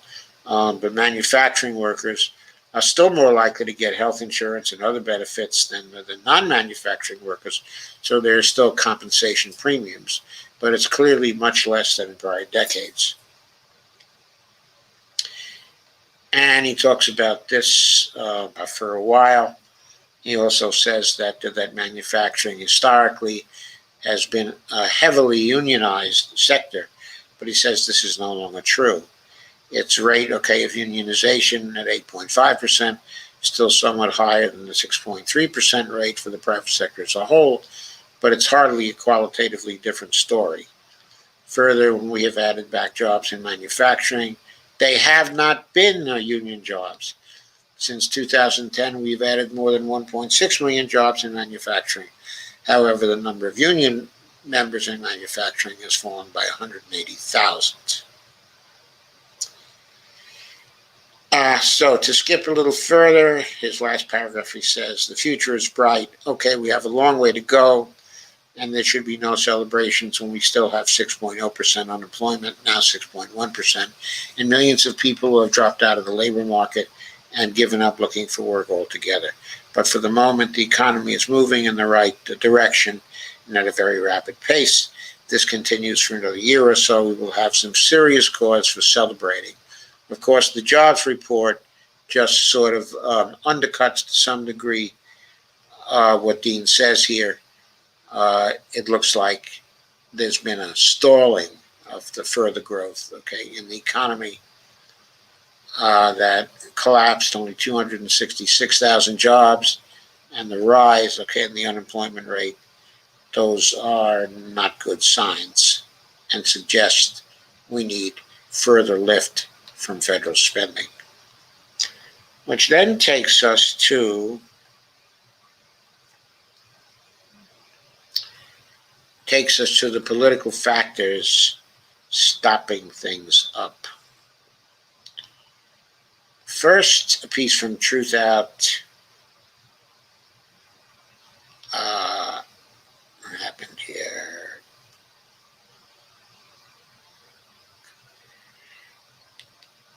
This one's entitled No Joe Manchin, Eliminating the Filibuster Won't Lead to Serious Problems, and it was written by Joshua Holzer on April 30th.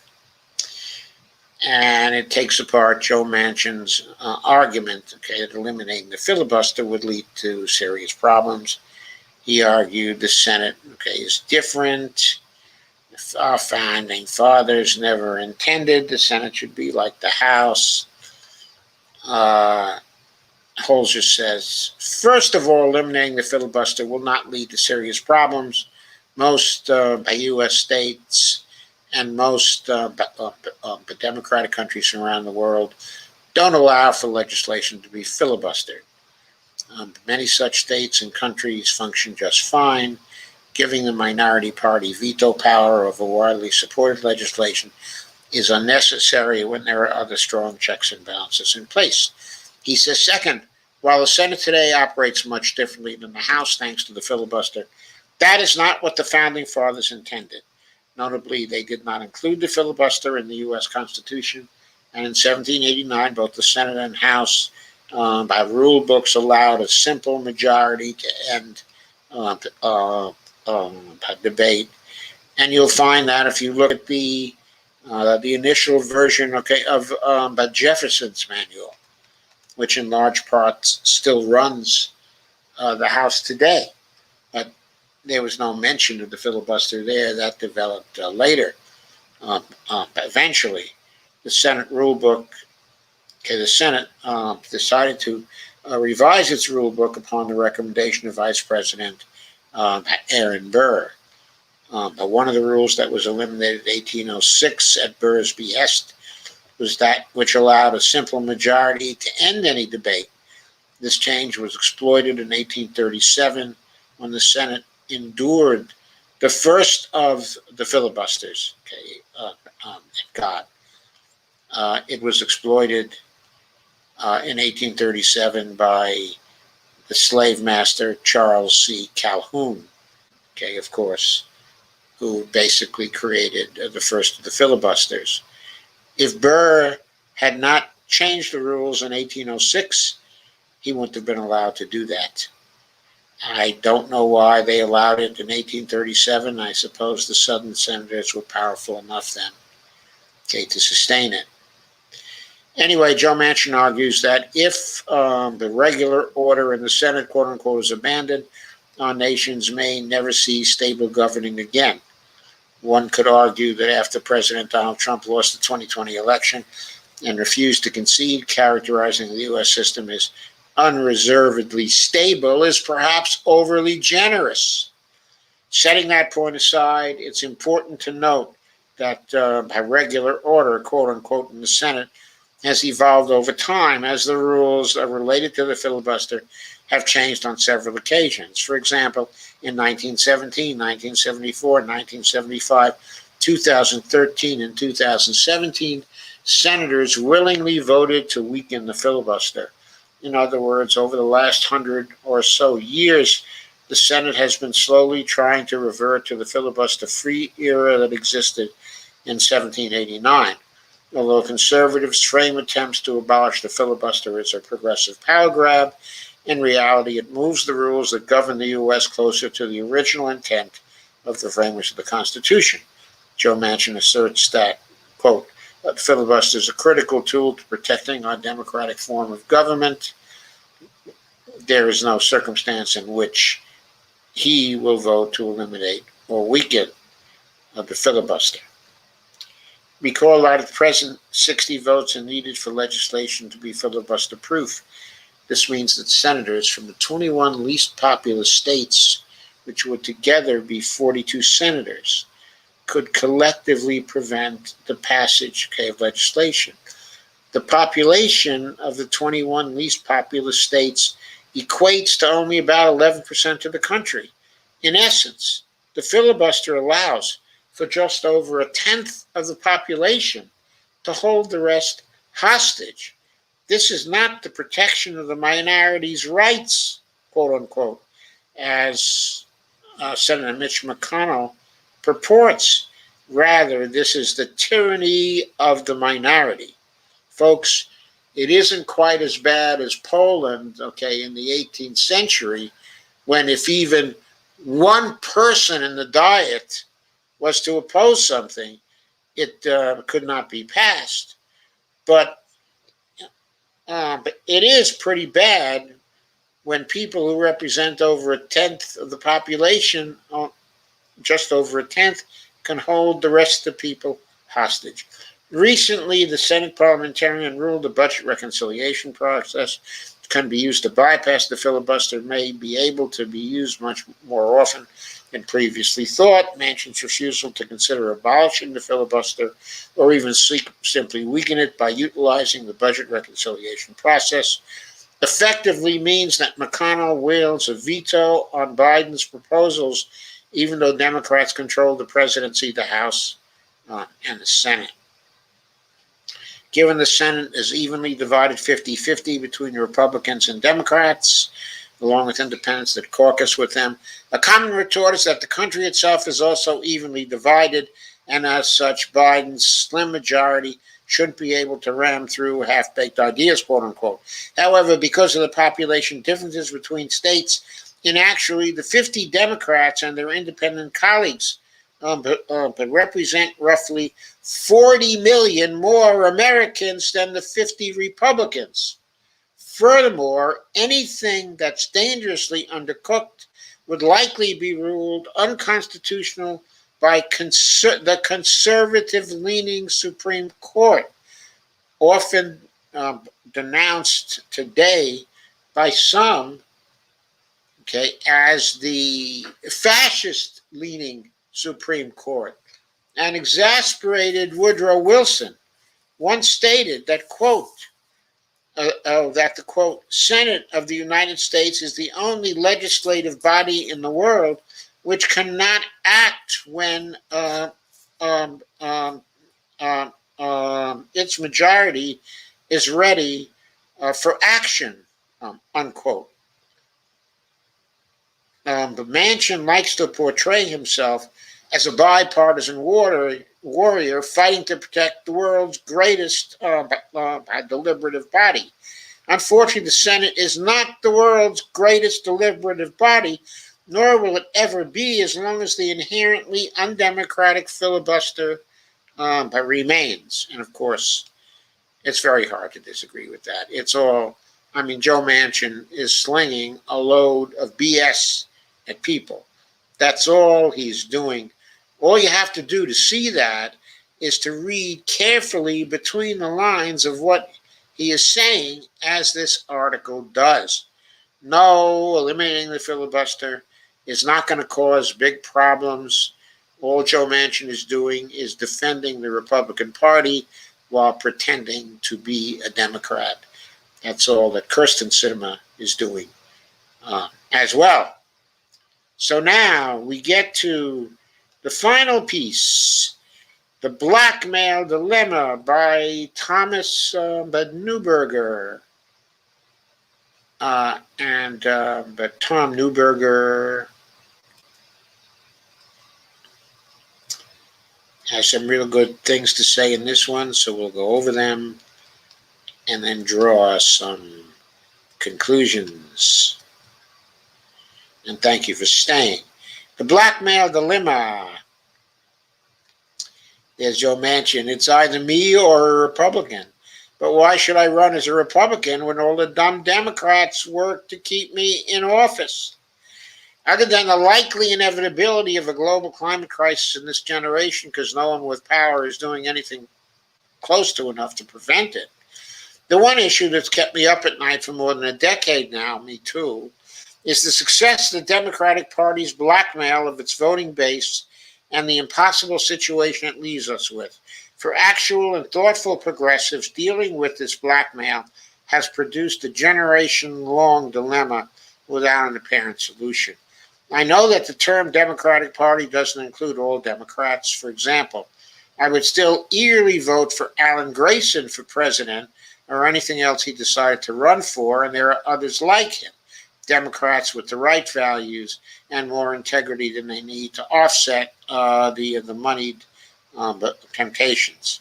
Well, I should add at this point, Alan Grayson is exploring a run for the Senate in Florida right now. He's exploring a comeback.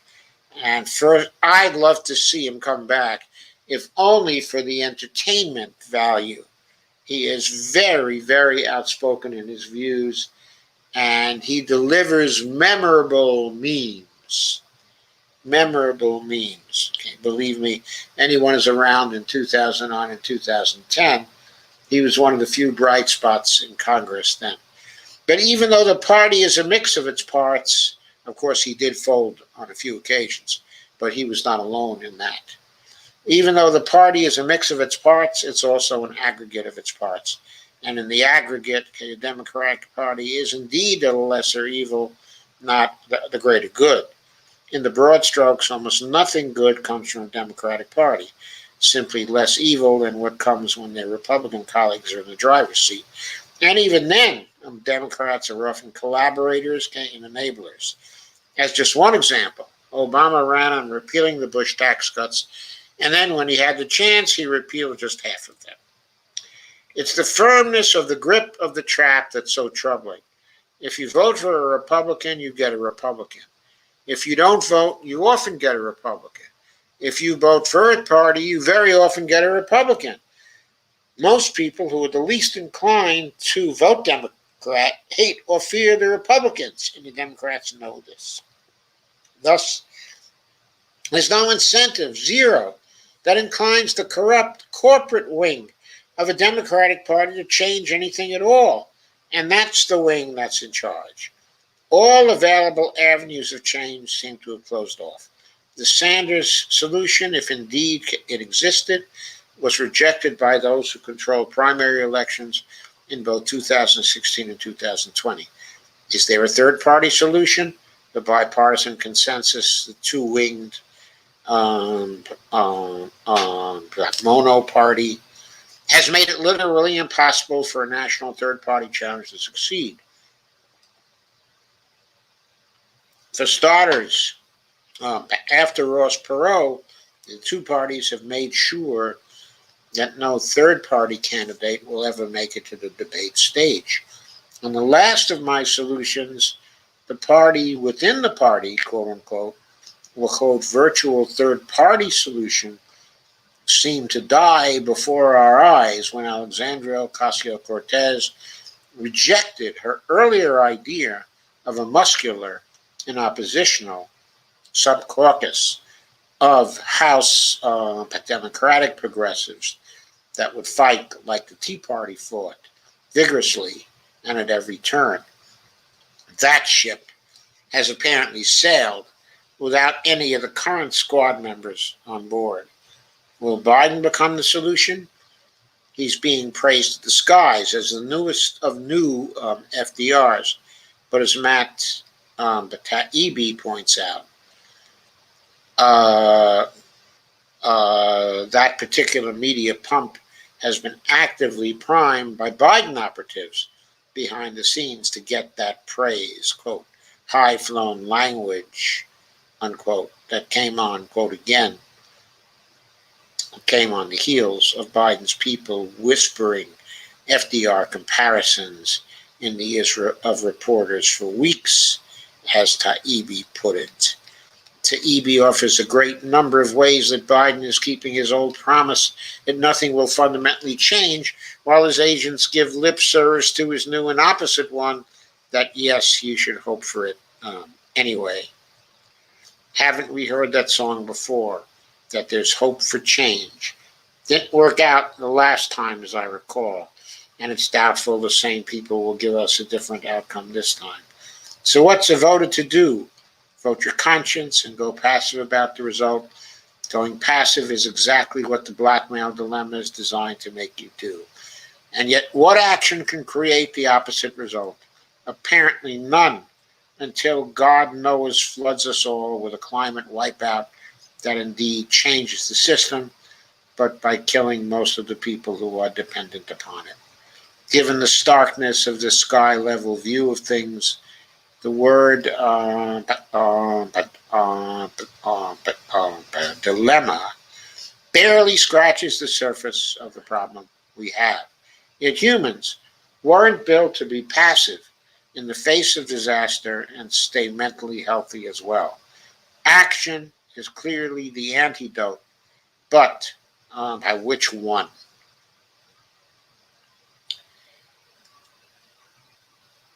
Well, there are lots of actions.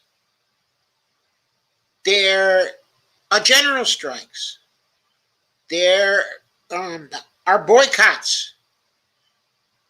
There are movement organizations. We can still get behind third parties.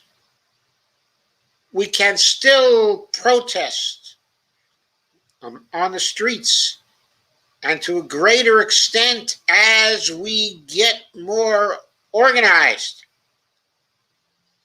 So, what I have to tell you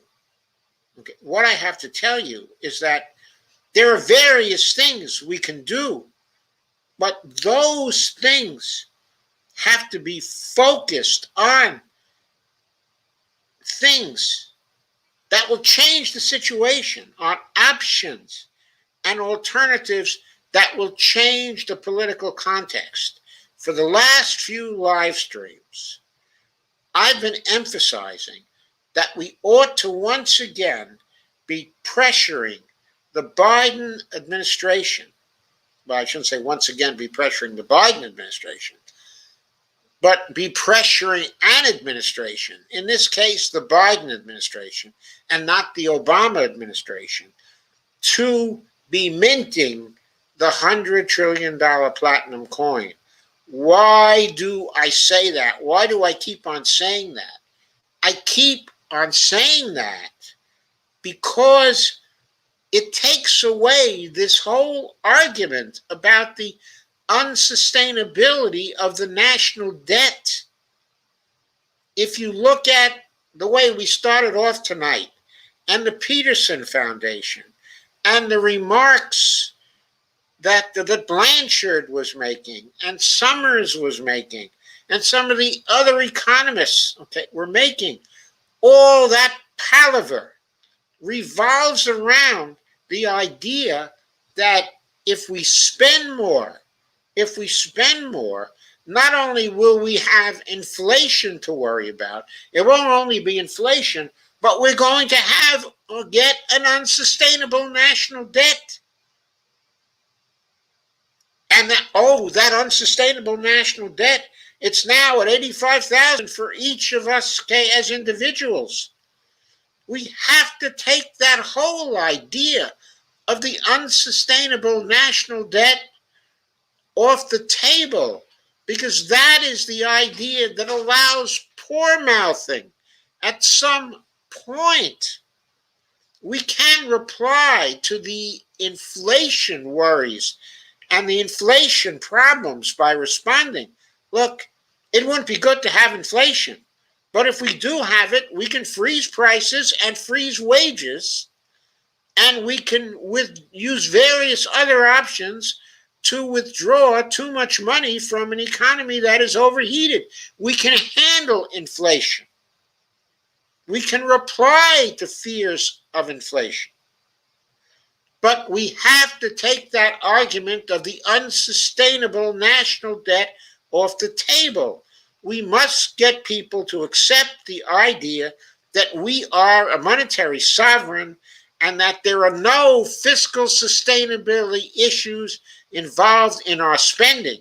So that the important thing to do is to do whatever spending is necessary to lift us out of any economic problems we may have, to reduce inequality in our economy, and above all, to pursue climate solutions that really work, no matter what the cost of those solutions, because the climate emergency is an existential threat.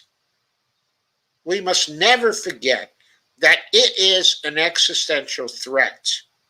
Not only is it an existential threat, but if we fail to do anything about the climate emergency that people perceive would be effective in relation to the climate emergency, we then face the fascist threat.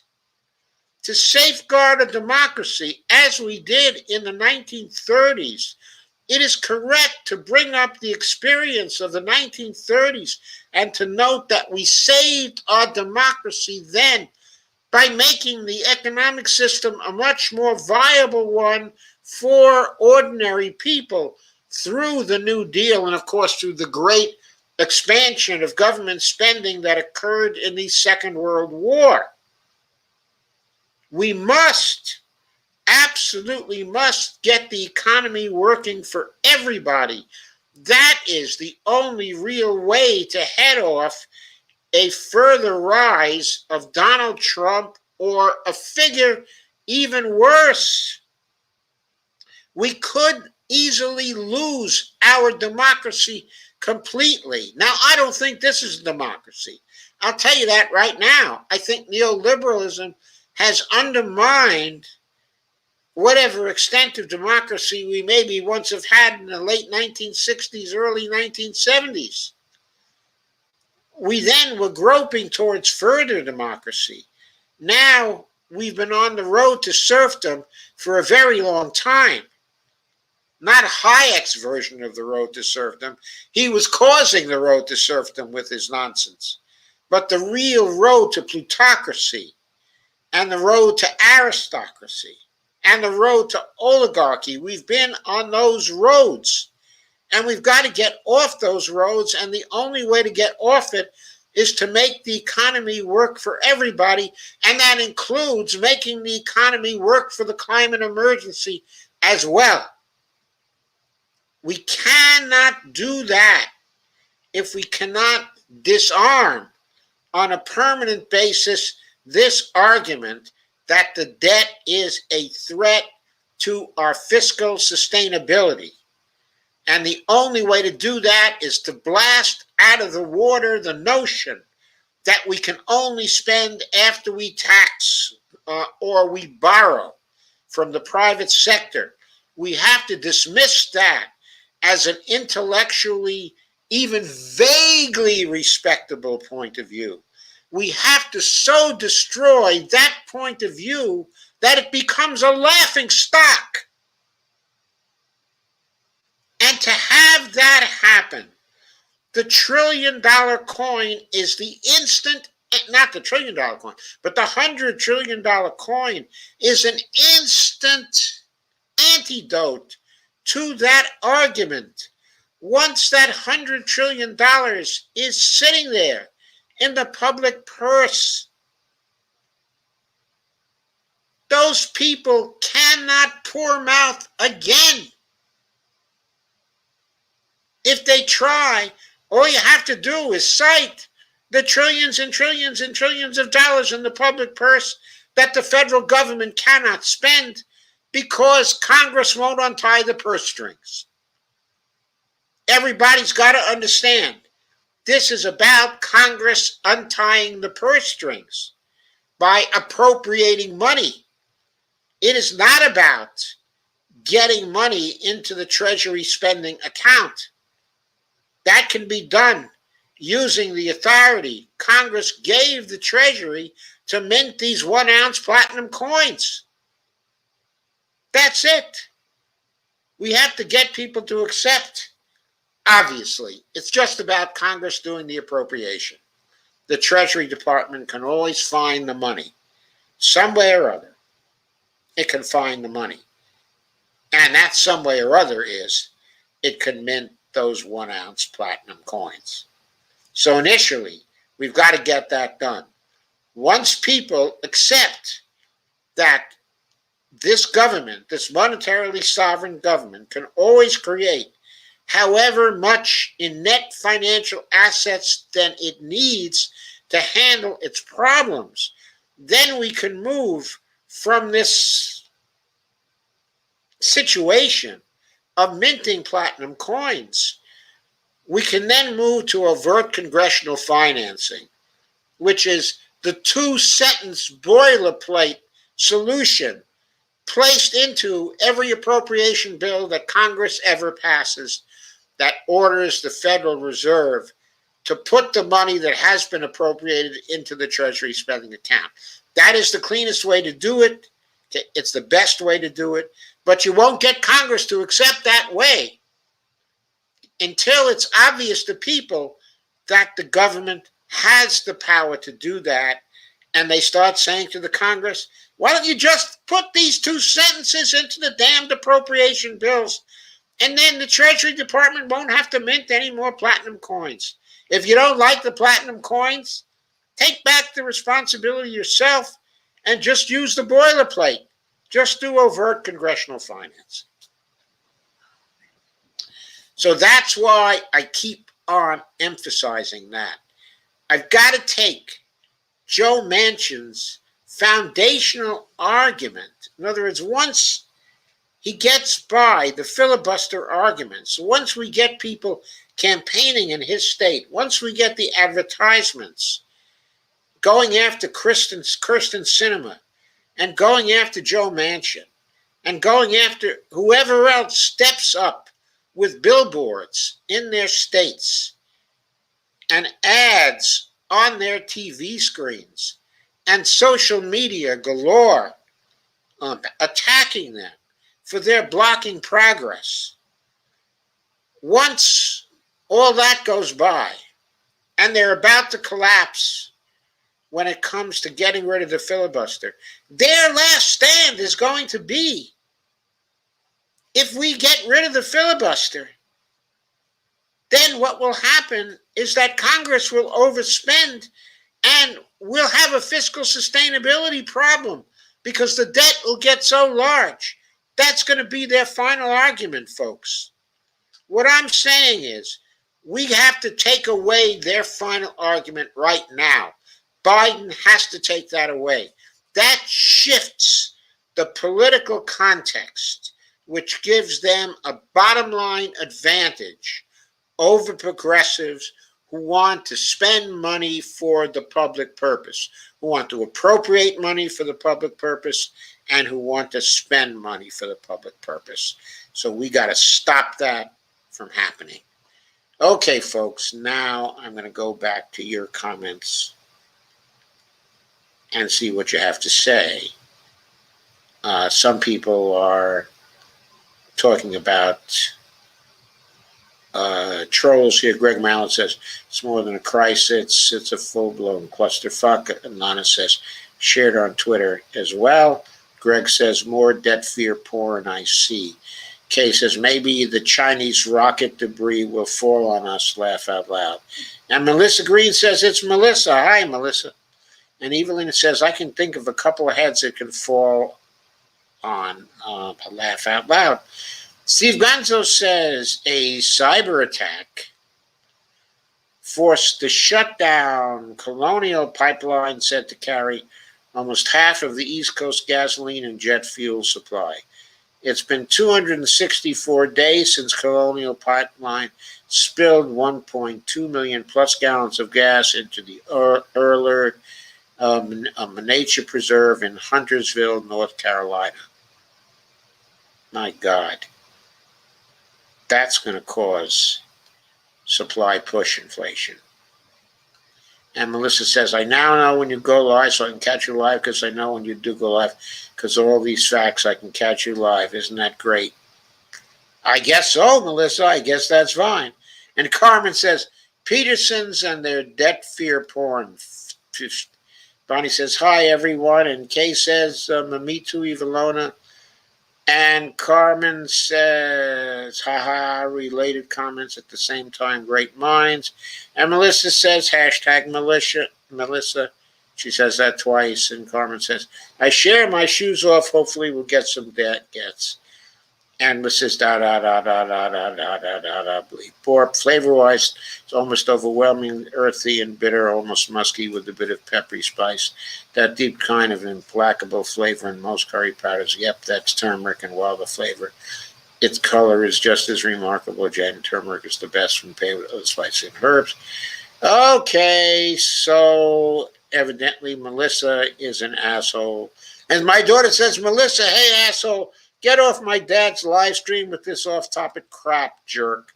And thank you, honey.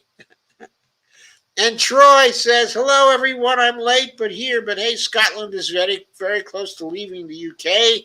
And apparently a Chinese rocket is expected to land or crash somewhere on Earth. And Melissa Green says, America's 15 best people, Pepe's, New Haven, Connecticut. And Carmen says, hi, beautiful. And Melissa says, pizza's a savory dish of Italian origin, usually around which is that. This is a filibuster, folks. Hey, Melissa Green is doing a filibuster. It's too bad, though, because she doesn't have what they do in the Senate. When people do this in the Senate, other people can't say anything. Here, people can say other things. So Greg Mallett says Congress equals public purpose. And I'm going to cease to read Melissa Green's posts out because these are a waste of time. And Troy Lance gives a Twitter link. Thank you. And anyway, Melissa Green has some comments. And she still is off topic. And UK should never have gone Brexit, says Troy. Gret says, you should talk to my friend, Nicola Curtin, about this. She'll tell you a different story about public support for second Scottish independence vote. And Devorah says, you're still off topic, get out of here. And Melissa says, you're off topic. And Troy says, although I'm for Brexit, if it's considerable MMT and progressive policies. And she says, I'm not off topic. I'm Melissa. Get in touch by email. Give your email clear and direct. Subject, how catch the attention of the racial man and one racial self to make that clear and text your email. Get off here, bot. You're not welcome. This is Joe Firestone's live stream. Get off. She says, I'm not a bot. I promise. She says, I like Joe Firestone.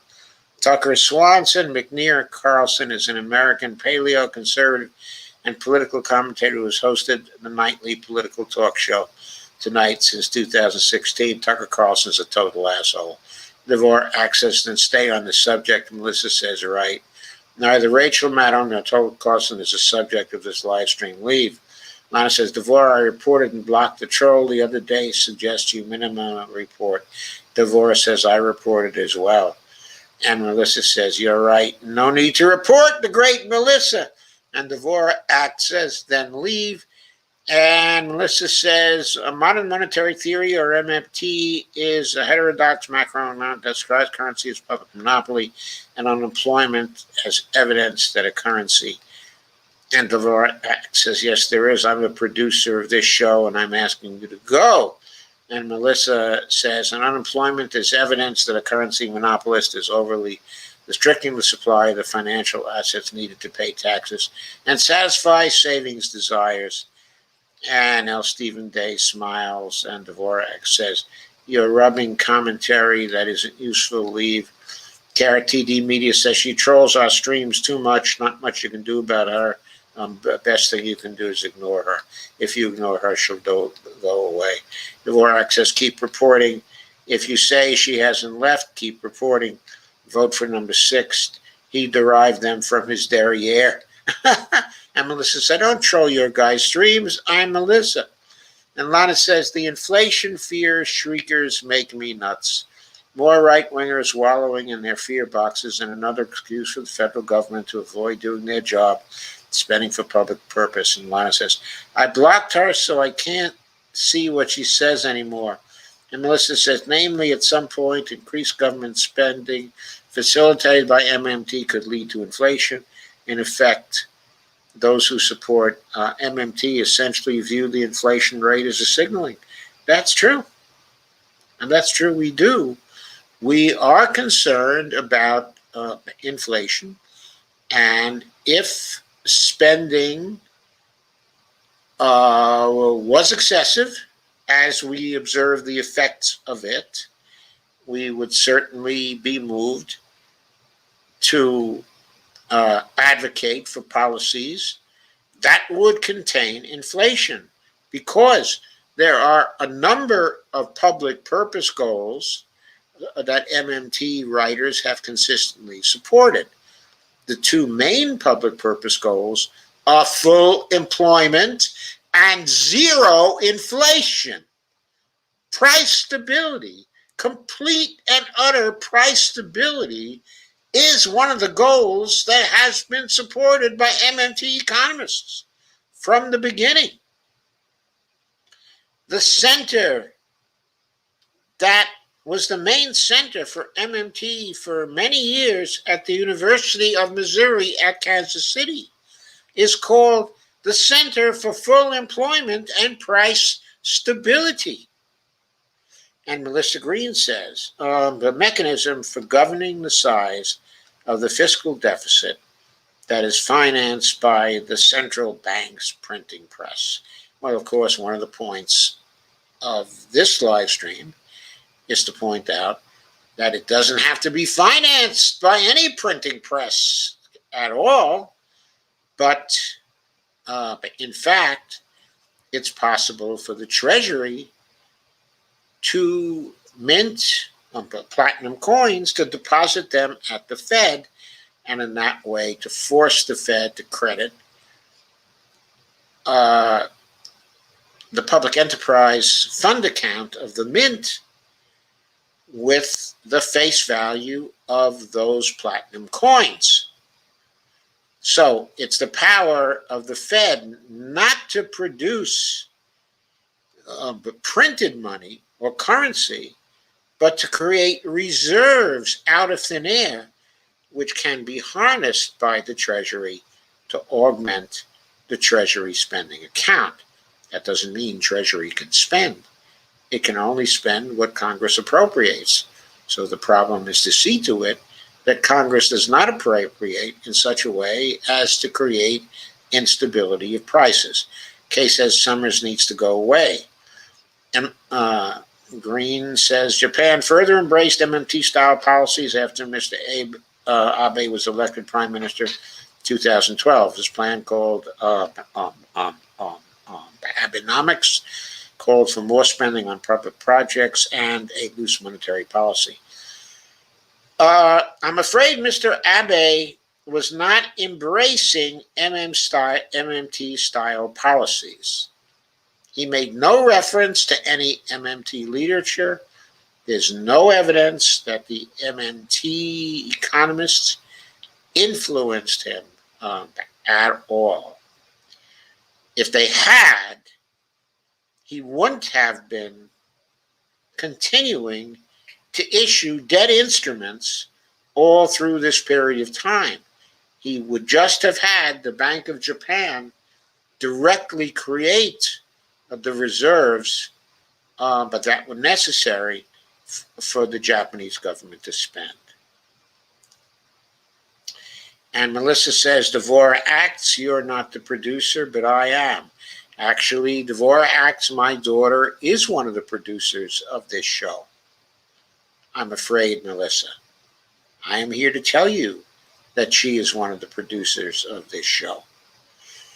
And Dolores Pierce says, hi all, Lawrence Henry Summers is an American former Vice President of Development of Economics, Chief Economist of the World Bank, Senior U.S. Treasury Department official throughout President Clinton's administration, and former Director of the National Economics Council for President Obama. He's also a former president of Harvard University, who was dismissed from that post for various reasons I won't go into here. And he was, of course, a full professor in the economics department, at Harvard. I don't know if he still is, but he may very well be. And Kay says, hi, Dolores and KRTD Media. That's probably Shane Coughlin.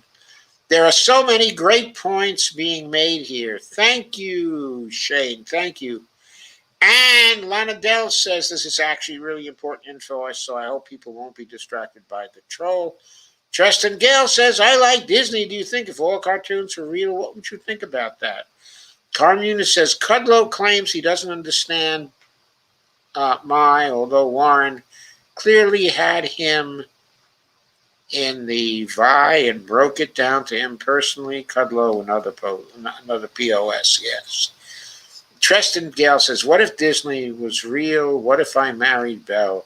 I love Disney so much. Disney. Another troll. Carmen Muniz says, correction, Kudlow claims he doesn't understand MMT, damn autocorrect. Biden said he's unwilling to deficit spend. I'm not going to pay attention to Tristan Gale any longer. Dvorak Acts, I'm blocking them too. They serve no purpose here. I wish more people took this seriously. Tristan Gale, well. And Lana says, reported this latest one too and blocked. Thank you, ladies. My first mortgage was 13+% in 1973. And campaign general inquiry, spammer. Campaign general inquiry, spammer.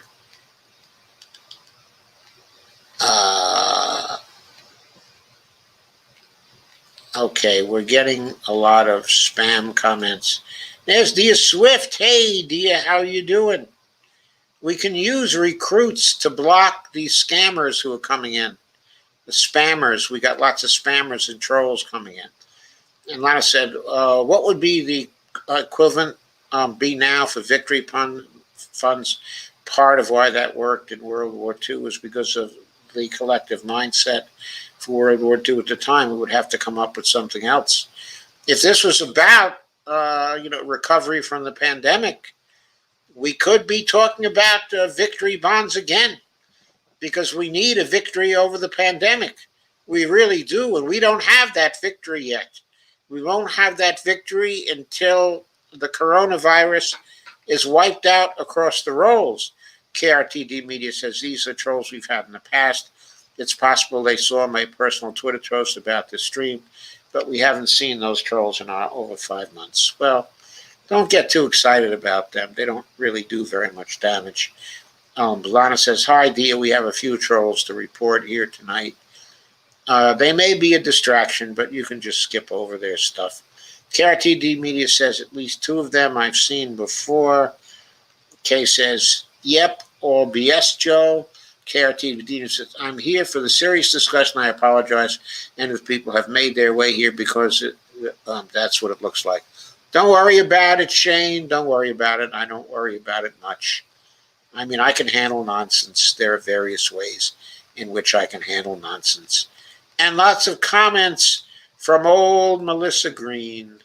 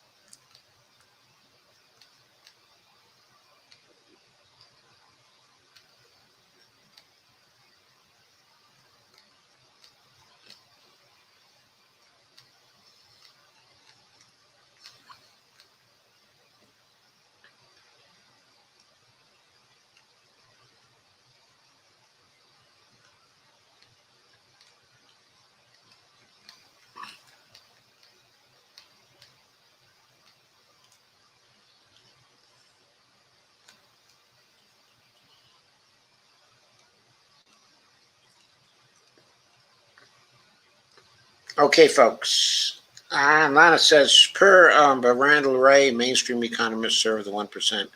I couldn't agree more. And Professor Spammer says a whole bunch of very rude things. And Lana says, KRTD don't lie. They are your friends, JK. If we report and block, they will be gone. Dia says, I see Lana. We'll try to spray some raid on them.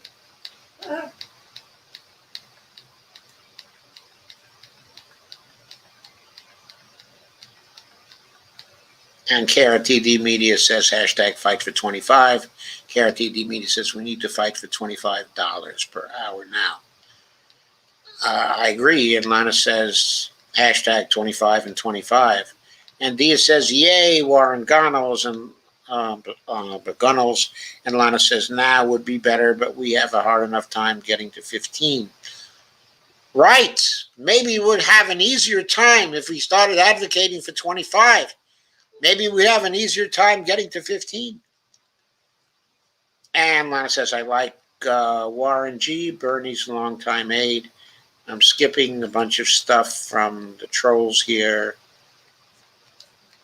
And Dia says, Florida's demanding unemployment recipients show proof of job hunting to keep qualifying for benefits because corporations are bitching about them. Nobody wants to work anymore.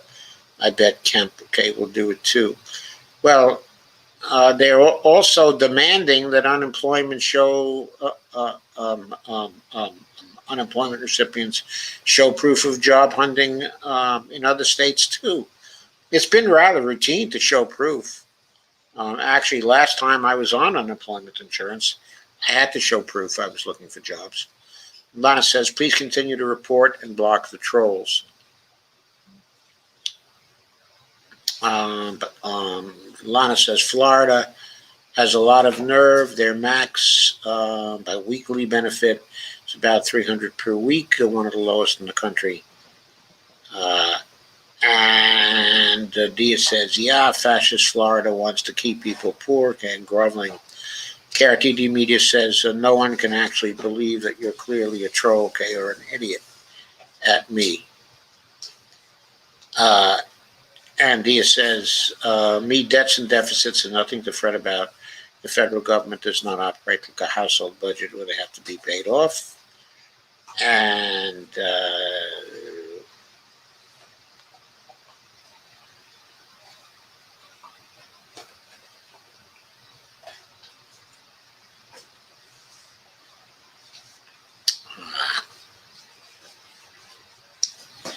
well, if you stay on here for long enough, you'll find out how to pay it back.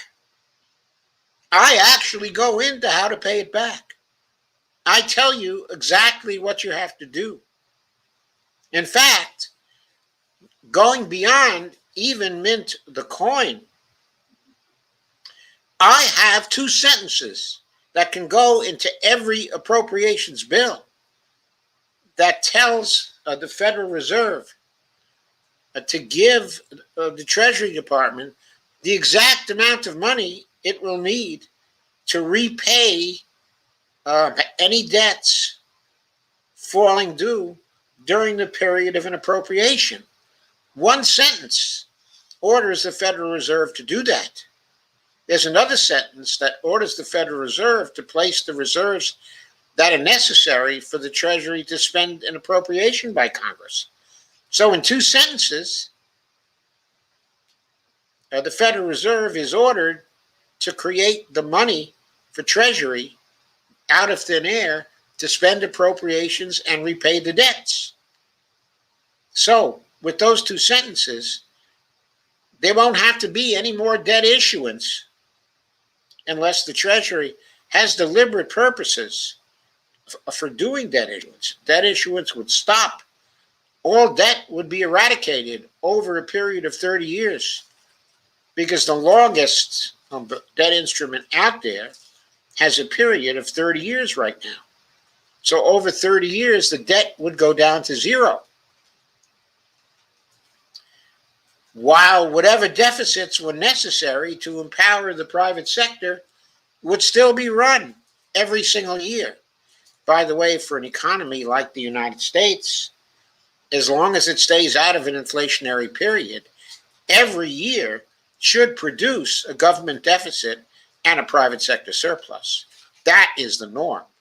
Steve Gonzo says computer projections show that if debris were to re-enter the atmosphere at exactly 10:04 p.m. ET on Saturday, it likely would be over the northern Atlantic Ocean, though the location varies minute to minute. Kay says, yes, I have live coverage in YouTube now, live coverage in YouTube. KRTD Media says, JK. And Dvorak says, no, raising the minimum wage is unrelated to debt. No need to pay anything back. Well, actually, under the present situation, Dvorak, raising the minimum wage may be related to debt. Because if we raise the minimum wage and this spurs the economy to further growth, we may have smaller rates, of unemployment. And if we have smaller rates of unemployment, of course, then unemployment insurance spending goes down.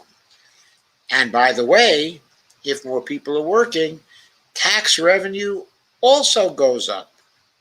And then, under our present practices, we would be quite likely to issue less debt than we are issuing now. So raising the minimum wage can be related to debt in a very positive way. And reducing the minimum wage and reducing the minimum wage can be positively related to increasing debt. The level of the minimum wage has an impact on the federal budget. That was Bernie Sanders' argument to get the rise in the minimum wage into the reconciliation bill. And Bernie was right about that. And the parliamentarian was wrong about excluding it from that bill because it is well known among economists that the level of the minimum wage, what changes in the level of the minimum wage, do have an impact on the federal budget. But yes, there is no need to pay anything back. That is true. MMT takes away that need. But from a political point of view, there is a reason to pay the debt back. There is a reason to pay down the debt, to zero. And that reason is to get these idiots out of our hair. That is exactly the reason. To take that political argument off the table once and for all. That is why I want to fix the debt by paying it off. And in my writings and in my live streams, I tell people exactly how to do that. Troy says, I believe it when I see it, but I have little faith and hope in Biden. Maybe it'll shock me by doing something positive. I have the same feelings, Troy, but we're not talking about feelings here. What we're talking about is what Biden can do, what he should do, what he should be doing now. That's what we should be talking about. And if he doesn't do those things, we should scream very loudly, condemn him very loudly, and we should be taking various action now to try to ensure that he does those things. KRTD Media, Shane says, we need to raise the minimum wage to $35 an hour in order to catch up. Well, that sounds good to me. And KRTD Media says, well, 25 to 35 works too. Well, my suggestion is you look at a livable wage in the lowest cost area of the country, lowest cost local region of the country. Find out what that is, okay, according to the MIT calculator, which is the best calculator out there now.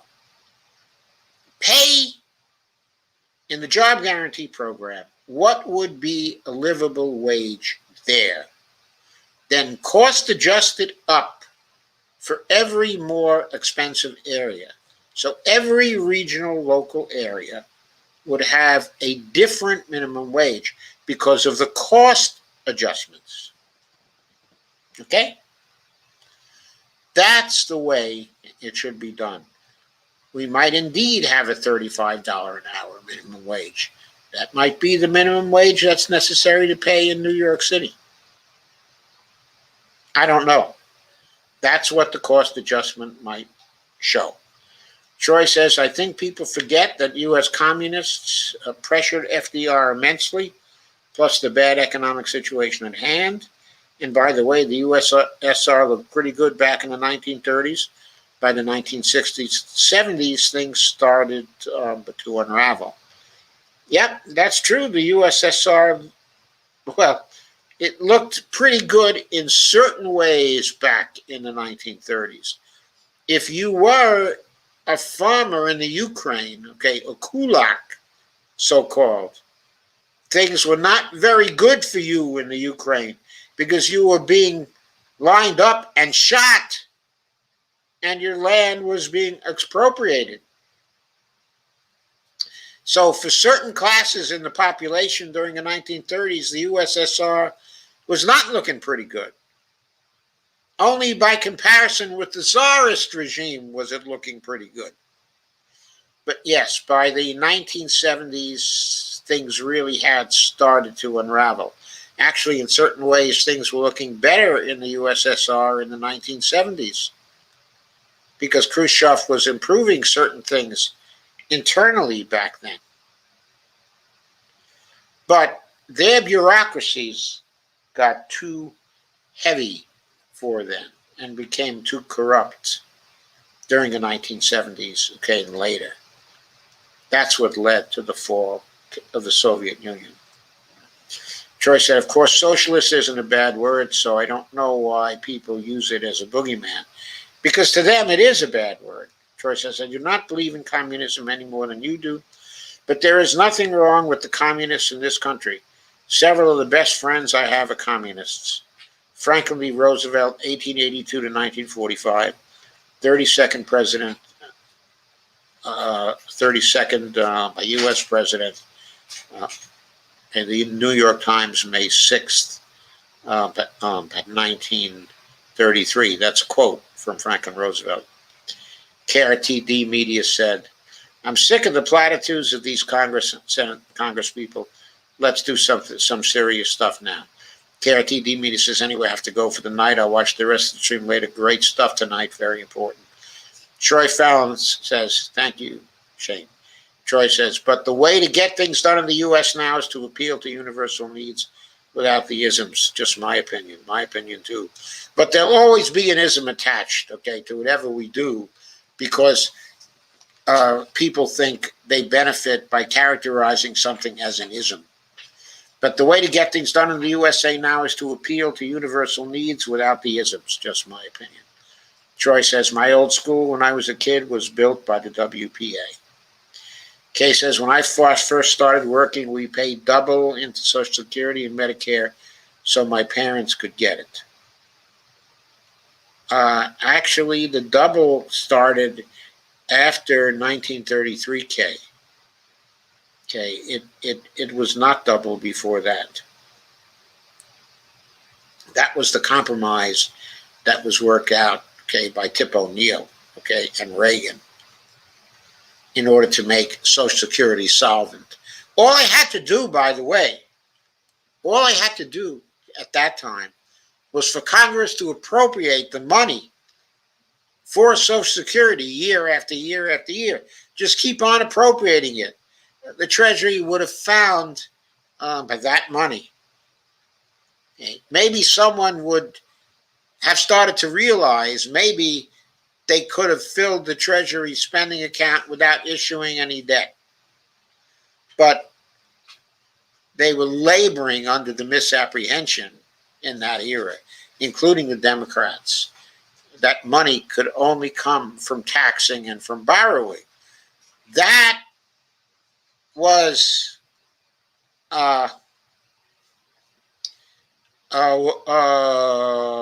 Reagan's shtick. He accepted the Thatcher view that there was no such thing as public money. There was only money that came from borrowing and taxing. And that is the myth we still are laboring under today. Steve says, I gave my 85-year-old mom the gummies for Mother's Day. I hope they were CBD gummies. Steve Gonza says, I can't believe she's finally trying it. Kay says, her mom would be 111 today. It's her birthday today. Steve Day says, screw GDP, shovel something for health fitness. Evelyn says, hope they don't bury it, though. Troy says, guys and gals, I got to run to work later. KRTD says, to abolish the filibuster is one option, but the Democrats are too cowardly to ever use the filibuster themselves to ram through their own legislation. They can't use the filibuster to ram through legislation. They can use filibuster to block legislation, but they can't use it to ram through legislation because the Republicans never want any legislation. KRTD says, interesting how Democrats are afraid to use their power. KRTD Media says, Joe Manchin said he was a progressive during a TUIT interview about 3 years ago, and then claimed he didn't have any idea who his donors are. And then he called himself a West Virginia Democrat. Yeah, that's Joe Manchin. It's a liar. And KRTD says, Joe Firestone for mayor of Washington, D.C. I can't be mayor of Washington, D.C., Shane. I don't live in Washington, D.C. KRTD says, when will you announce your campaign? I can't announce my campaign, Shane. For God's sake, I'm 82 years old. Kay says, I love Alan Grayson. Shane says, the Democrats will stab you in the back while the Republicans will stab you in the front.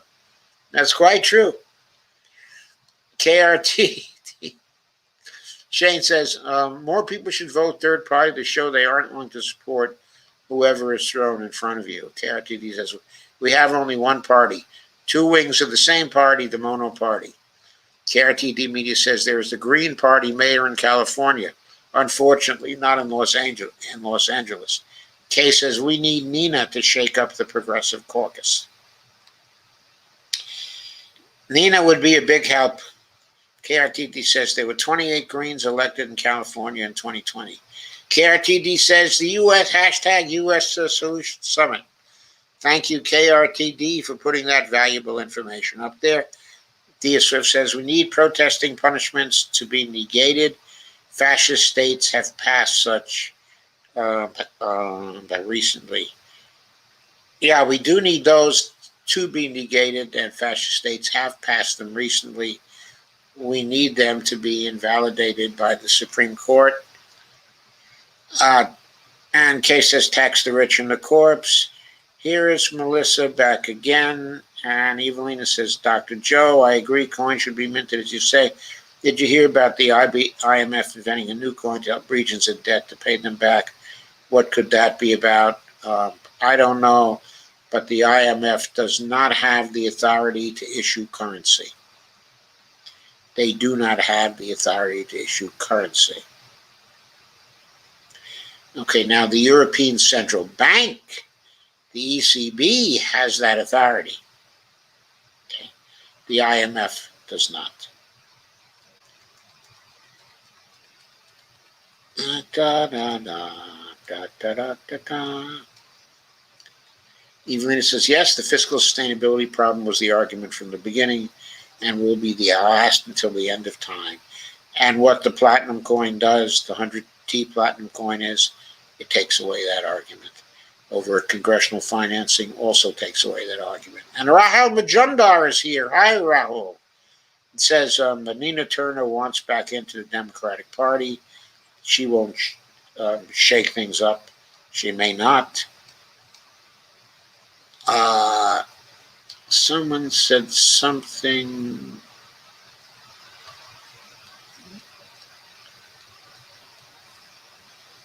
Stephen Day asked whether Melissa's still here.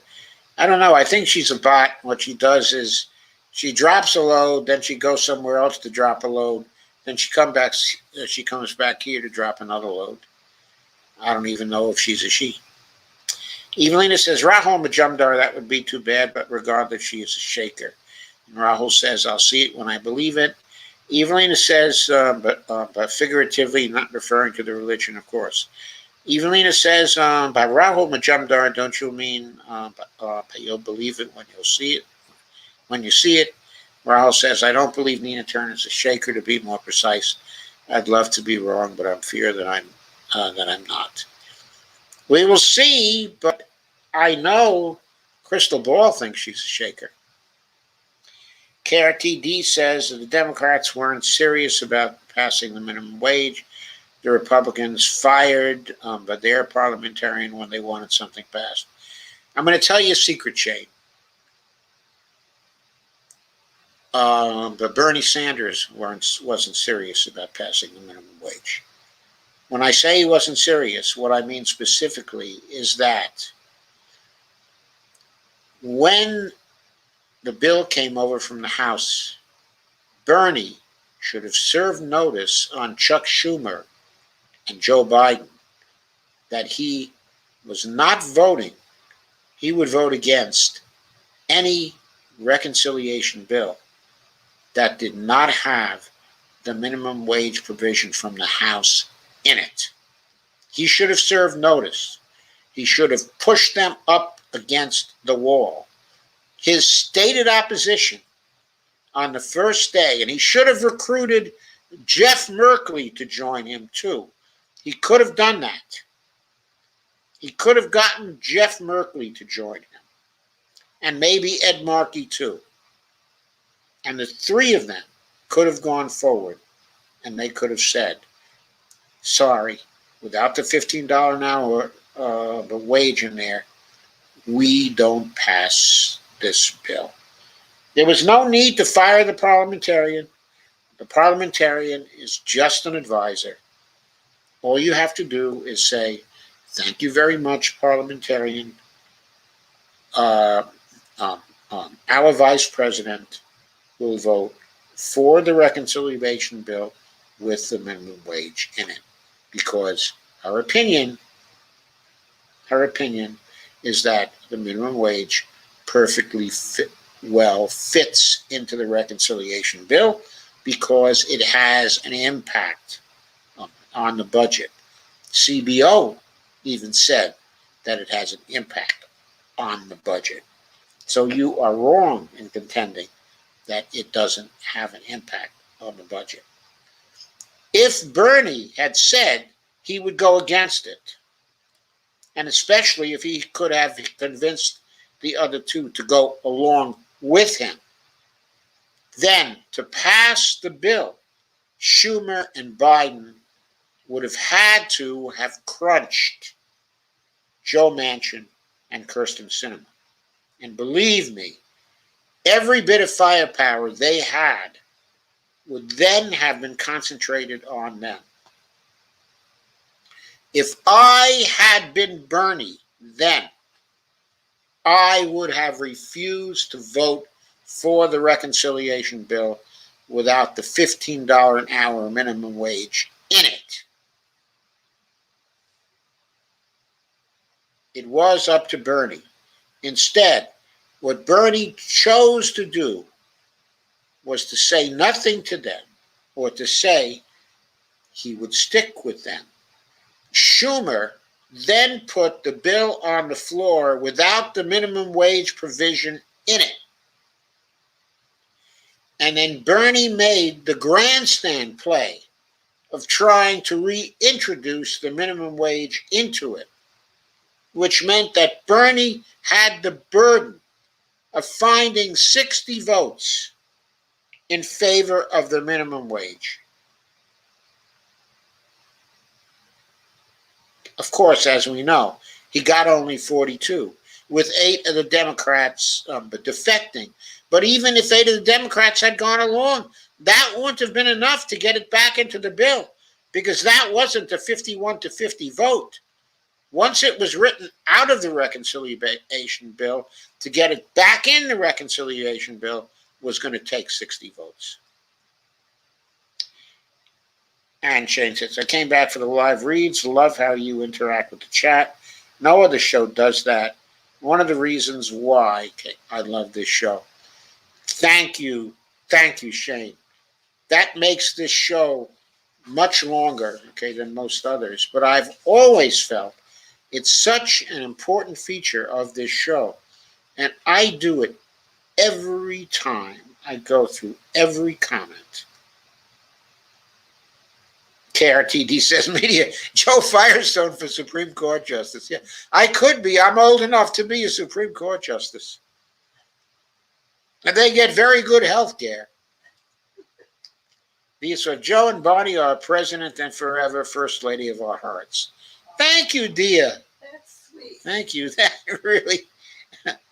That really makes us feel good as we approach Mother's Day tomorrow. Evelina says, so it may be the European World Bank behind this. Interesting. No, not the European World Bank. The European Central Bank, the ECB. Fiscal matters inside of the Eurozone are run by the European Commission, the European Central Bank, and the IMF. They are known as the Troika, but it's the central bank, which is the reserve issuing agency. They're the ones who issue the reserves, who make the decisions. Lana says, off topic. If you'd like to learn more, then you can read my book, the one about, what the hell did I call that book? Anyway, it's on my website. It's the one about the Greek crisis. It outlines there exactly how the Troika worked to choke off democracy in Greece and to subjugate Greece, but to the Eurozone, where it remains a subject state today, subjected to austerity all this time. Lana says, off topic, but must say, I saw a Twitter post that one of the cryptos wants to start fractional lending from that account. You can't make this stuff up. Ha ha. Lana says, Dr. Joe, you might run for local office. Who cares about your age? I care about my age. In the situation that I have now, I am retired. I do these shows. I do research for these shows. But Bonnie and I are together. I don't have to go anywhere. We don't have to be apart. We can enjoy each other's company all day, every day, in our declining years. It is really a great way to live. Okay, I really like that. Okay, I love to do public service work, which I consider this work to be. Okay, and we both really like that. But actually running for office and having management responsibility, do you know how many hours I used to work when I had a business? I mean, 12-hour days, 13-hour days, 14-hour days, 15-hour days. I mean, I don't want that again. No more. At this age, I got to have some time to smell the flowers. And cook. And cook. Evelina says, do I trust them? No. Kay says, I'm from Ohio. I think Nina can shake them up.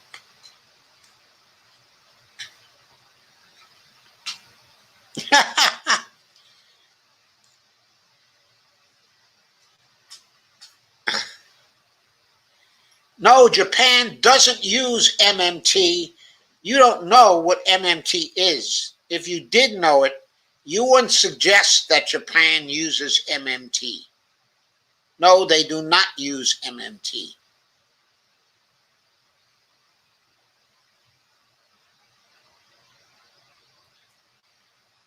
Japan has policies that they follow. Those policies are not based, in MMT. They're based on Japan's own experience. And they haven't been remarkably successful at producing continuing prosperity in Japan. Japan has been characterized by fits and starts over a period of years, precisely because the Japanese do not understand MMT yet. They have no MMT school of economists there. Evelina says, I fear they would want foreign sovereign resources in exchange. KRTD Media says, if Bernie said he would go against it, he could have gotten at least those two. It's very possible you would be able to get 6 progressives to stand with you. When one stands up, then more join you. Well, here's the problem. With Biden as a new president, there's a very powerful pull, especially at the start, to go with Biden. It would have to be people who are very focused on the necessity of the minimum wage. For example, I don't think that Sherry Brown would have gone along with them. I don't think he would have. I think he would have stuck, with Biden. So who are the others? Maybe Ron Wyden. It may be Ron Wyden, but usually when it comes down to a crunch, Ron Wyden supports the incumbent president. I mean, look, he was supportive of the TPP at the time. So who would stand with Bernie? Would it be Kirsten Gillibrand? I don't think it would be Warren. I mean, she folds every chance she gets. Put the least bit of pressure on her, she folds. So who would stick with Bernie? Steve Day says, I love Nina's dress outfits. Evelyn says, okay, the EU Central Bank, thank you. Stephen Day says, now I understand what the Troika is. Sounds Russian, laugh out loud. Yeah, I know it got a Russian name. It got a nickname, a Russian nickname.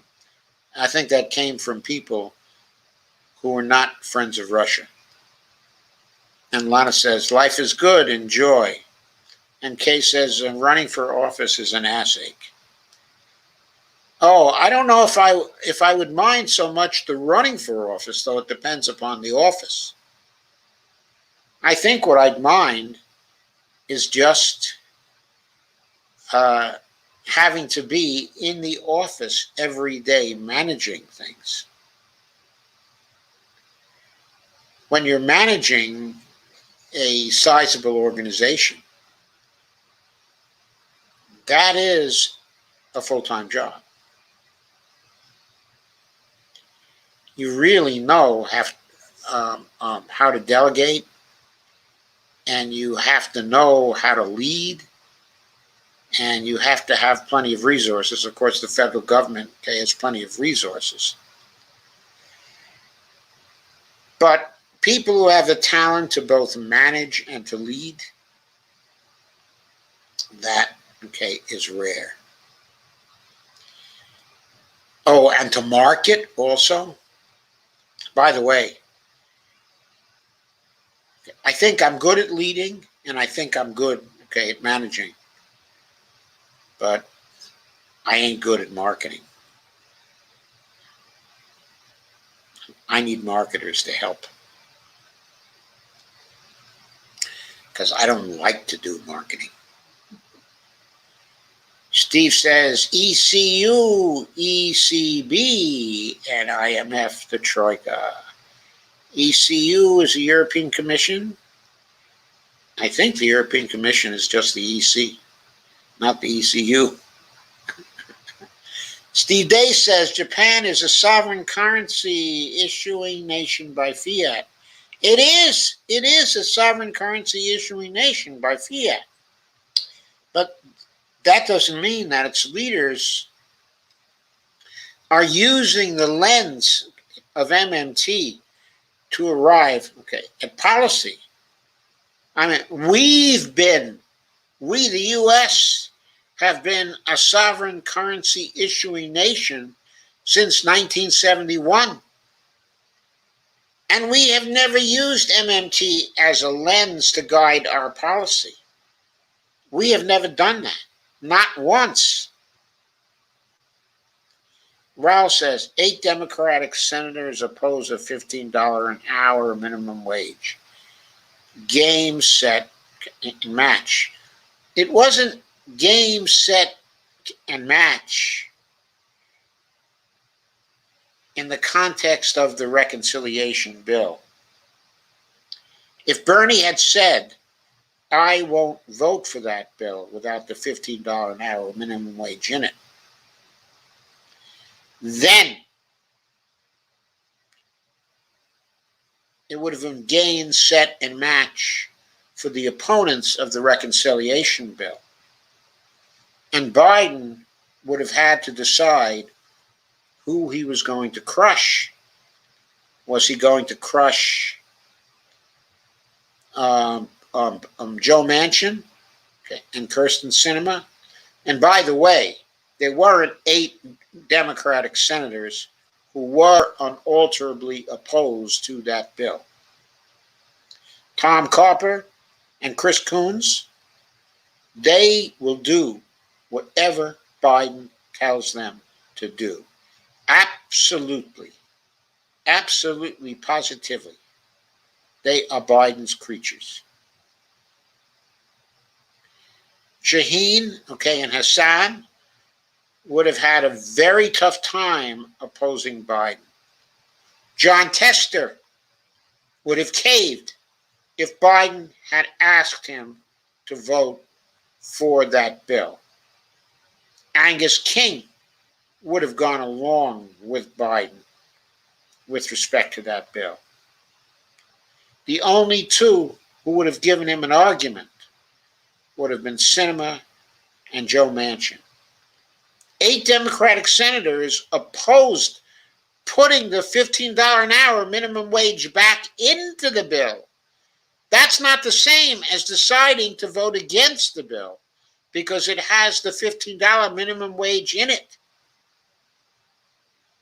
6 of those 8 senators wouldn't have dared to oppose that bill because the $15 an hour minimum wage was in it. Only Sinema and Manchin might have done that. And I don't know if they would have done it if it had been a matter of opposing that bill because they opposed the $15 an hour minimum wage. I don't know if they would have dared to do that because their names would have been mud in West Virginia, okay, and in Arizona. It's one thing to vote against the Bernie Sanders proposal to put the $15 an hour minimum wage back in the bill. It's another thing entirely to vote to defeat that bill because you don't like the $15 an hour minimum wage. That's another thing. Bernie could have forced them to take that decision. He did not. He did not have the guts to do that. Evelina said, what does the I stand for again? You mean the I, okay, in international? The I in the IMF? It's the International Monetary Fund. KRTD says, I give a 20% chance of Warren standing with Bernie on that one. Maybe Kirsten Gillibrand, but beyond that, not sure. So what we're talking about then would be, we were talking about Ed Markey, Kirsten Gillibrand, as a maybe. I think she might have come up on it because she's been standing with Bernie more and more on things over the years. It's funny. She's been a reliable Bernie vote on certain things while still somehow maintaining her contacts with the Senate. But anyway, so maybe she and maybe Bernie, Jeff Merkley, I think, and Ed Markey. I don't think Leahy would have gone with them on that. I don't know why not, but I just have the feeling that as Leahy has gotten older, he folds more often. He used to be much stronger. Okay, around the turn of the century, he was a lot stubborner and stronger. Okay, as a professor, as a progressive. But I think he just got tired. Kay says nobody ever sticks with Bernie. That is the main problem. No, Jeff Merkley normally votes the same way as Bernie on these bills. He is Bernie all the way. He's quiet about it, but if you find Bernie votes for something, Jeff Merkley almost always votes with him. And Ed Markey, in the last few years, has becoming even more progressive than he ever was. And he goes with Bernie on almost everything, too. But after them, okay, and maybe Gillibrand, I don't know who would stand with them. Certainly not, but Debbie Stab Me Now. I don't think she would. And those senators from California,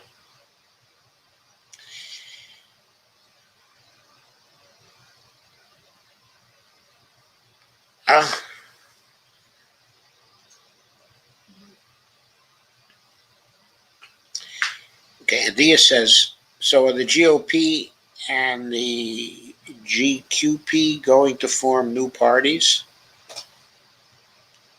The GQP, are they the, not sure what the GQP is.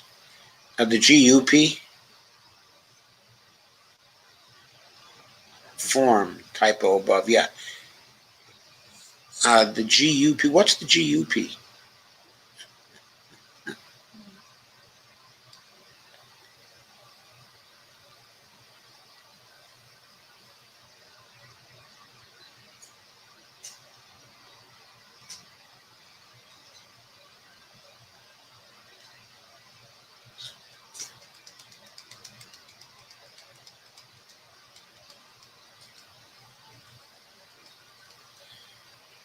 Dia says, okay. Evelina says the U form typo. Steve Day says the European Central Union Central Bank and the International Monetary Fund. Okay, it's the European Central Bank, ECB, and the European Commission, the EC.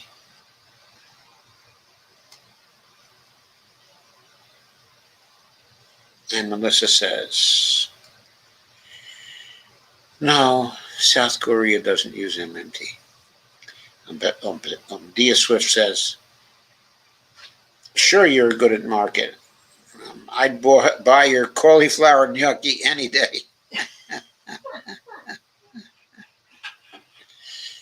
And Steve Day says, EU. And Melissa says, I understand MMT, which is why I know Japan kind of does it.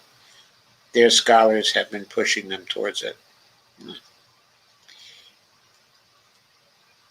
Now, Mexico also uses MMT. Their president is a strong progressive. I'm sorry, folks. I am not aware of MMTers, okay, in Mexico. And I'm not one of the original MMTers, but I've been working with MMT now since late in 2000, okay, and 9. I organized the Fiscal Sustainability MMT Conference of 2010. I've written 7 books, okay, on MMT.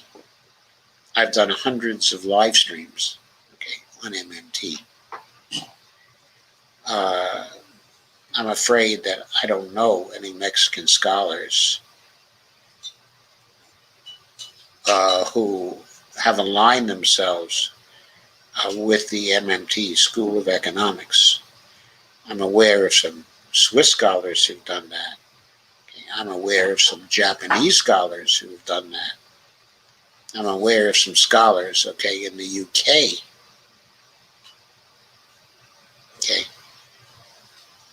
Okay, but I am not aware of any governments that have used the MMT lens consistently as a framework for making policy. If you know any, Melissa, I'd like you to name names and provide some links.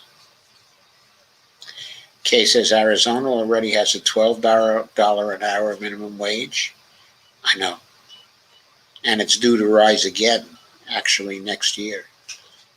They'll be reaching $15 an hour in Arizona more quickly than 2025.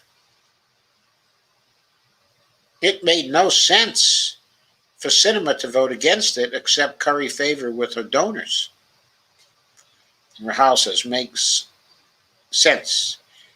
Bernie doesn't force the Democratic establishment to do anything. Yes, he doesn't force. He's trying to use his positioning to establish soft power within the Democratic Party. He's been trying that now since he came into the Congress. And he thinks he's being more and more successful at it. And truth to tell, I think the party has gone somewhat towards him. I think he's had some success at that.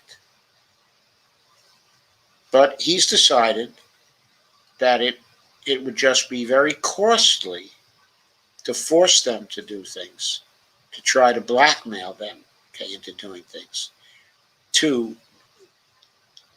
try to get them over a barrel, or to have them over a barrel, and then use that to force them to do things.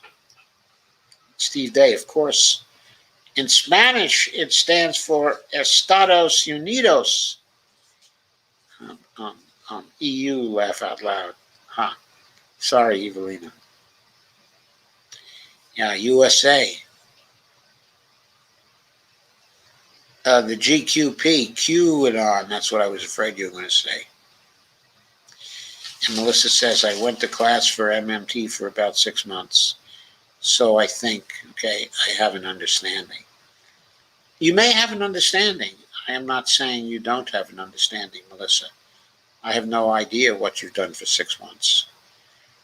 What I am saying is that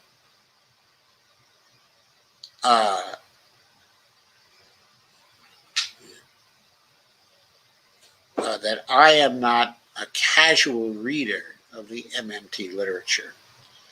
I know MMT very, very well, and I've written MMT extensively. And I was one of the bloggers for years, okay, at the UMKC site. I was recruited to blog for that site by Stephanie Kelton when she became the editor, okay, of that blog. Kay says, the rocket is down in the ocean, but near the Maldives. As far as I know, the Maldives is not in the North Atlantic. So I guess that particular prediction was mistaken. Evelina says, Argentina uses MMT internally. What Argentina did, okay, with MMT is it had a trial use of the JG. It was a partial use of the job guarantee policy for some years. And some of the MMTers were down there, okay, advising the government. That was the earlier Kirchner government back in, I think it was something like 2005 and 2006, okay, this was going on. And it was a very successful experience for Argentina. But when Argentina reverted to a new government, the whole experiment, okay, was ended. In fact, I think the Kirchners actually ended it even before they lost the election, okay, and were replaced.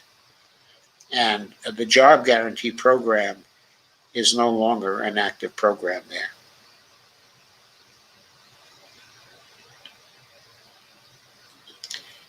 Okay, Melissa said, I will send you the research from an MMT Mexican, from a Mexican scholar about MMT. Thank you, Melissa. I'll appreciate that. But I thought they had greater influence on the government. Perhaps I was wrong on that. Evelyn said, thank the gods for that. Laugh out loud.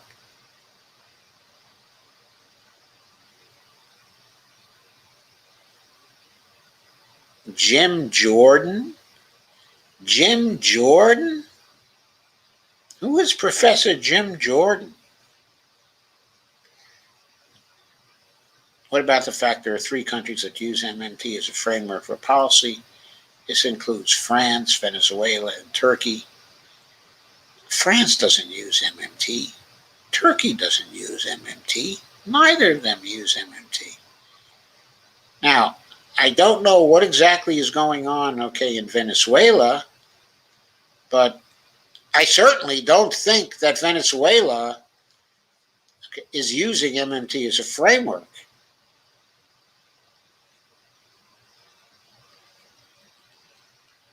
And the reason why I don't think so is because Venezuela is not a monetarily sovereign country, nor, as far as I know, is it trying to become a monetarily sovereign country. If France was using MMT as a framework, it would no longer be part of the EU. And if Turkey was using, okay, an MMT framework, it in no way would be trying to get into the Eurozone. There is no way that okay, that an MMT economist would advise a country to give up, okay, its monetary sovereignty, or to continue in a situation where it does not have monetary sovereignty. I mean, what you're saying is an impossibility. Drew Simmons asked, does it matter how much you make per hour? They take half of all your income here. but membership fee for healthcare and other benefits like high-speed rail. I'm not sure where you're talking about, Drew. Does it matter how much you make per hour? They take half of all your income here? Who takes half of all your income here? What are you talking about? Membership fee for healthcare and other benefits like high-speed rail? What are you talking about, Drew? Lana says Mike Norman has made reference to Turkey, K, and MMT.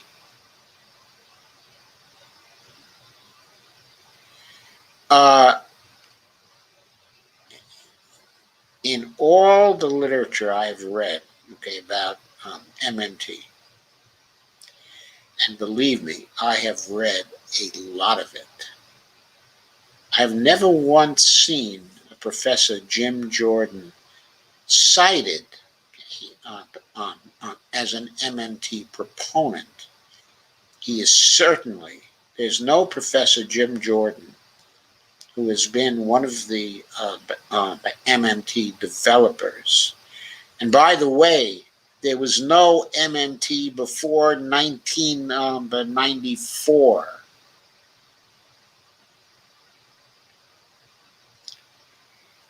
Jim Jordan might have written over 48 papers, but they ain't MMT papers, Melissa Green.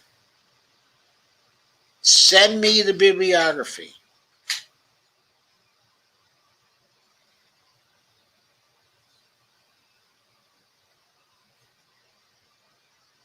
Kay says, well, guys, I'm tired and going to bed. Thank you all for a great discussion. I love you all. And Lana says, reuse of interest rates, Night K.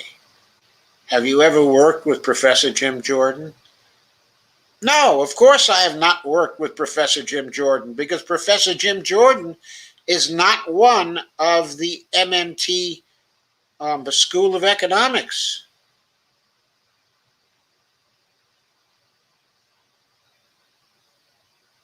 And Melissa says, I'll send that to you. Jim Jordan was my MMT professor. Thank you, Melissa. I'll be happy to look at what you send me. I'll be happy to look at any links that you have.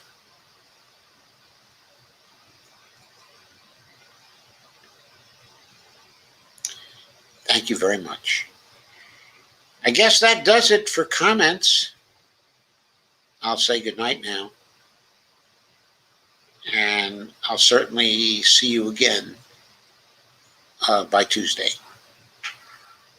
Thank you all very much. And good night.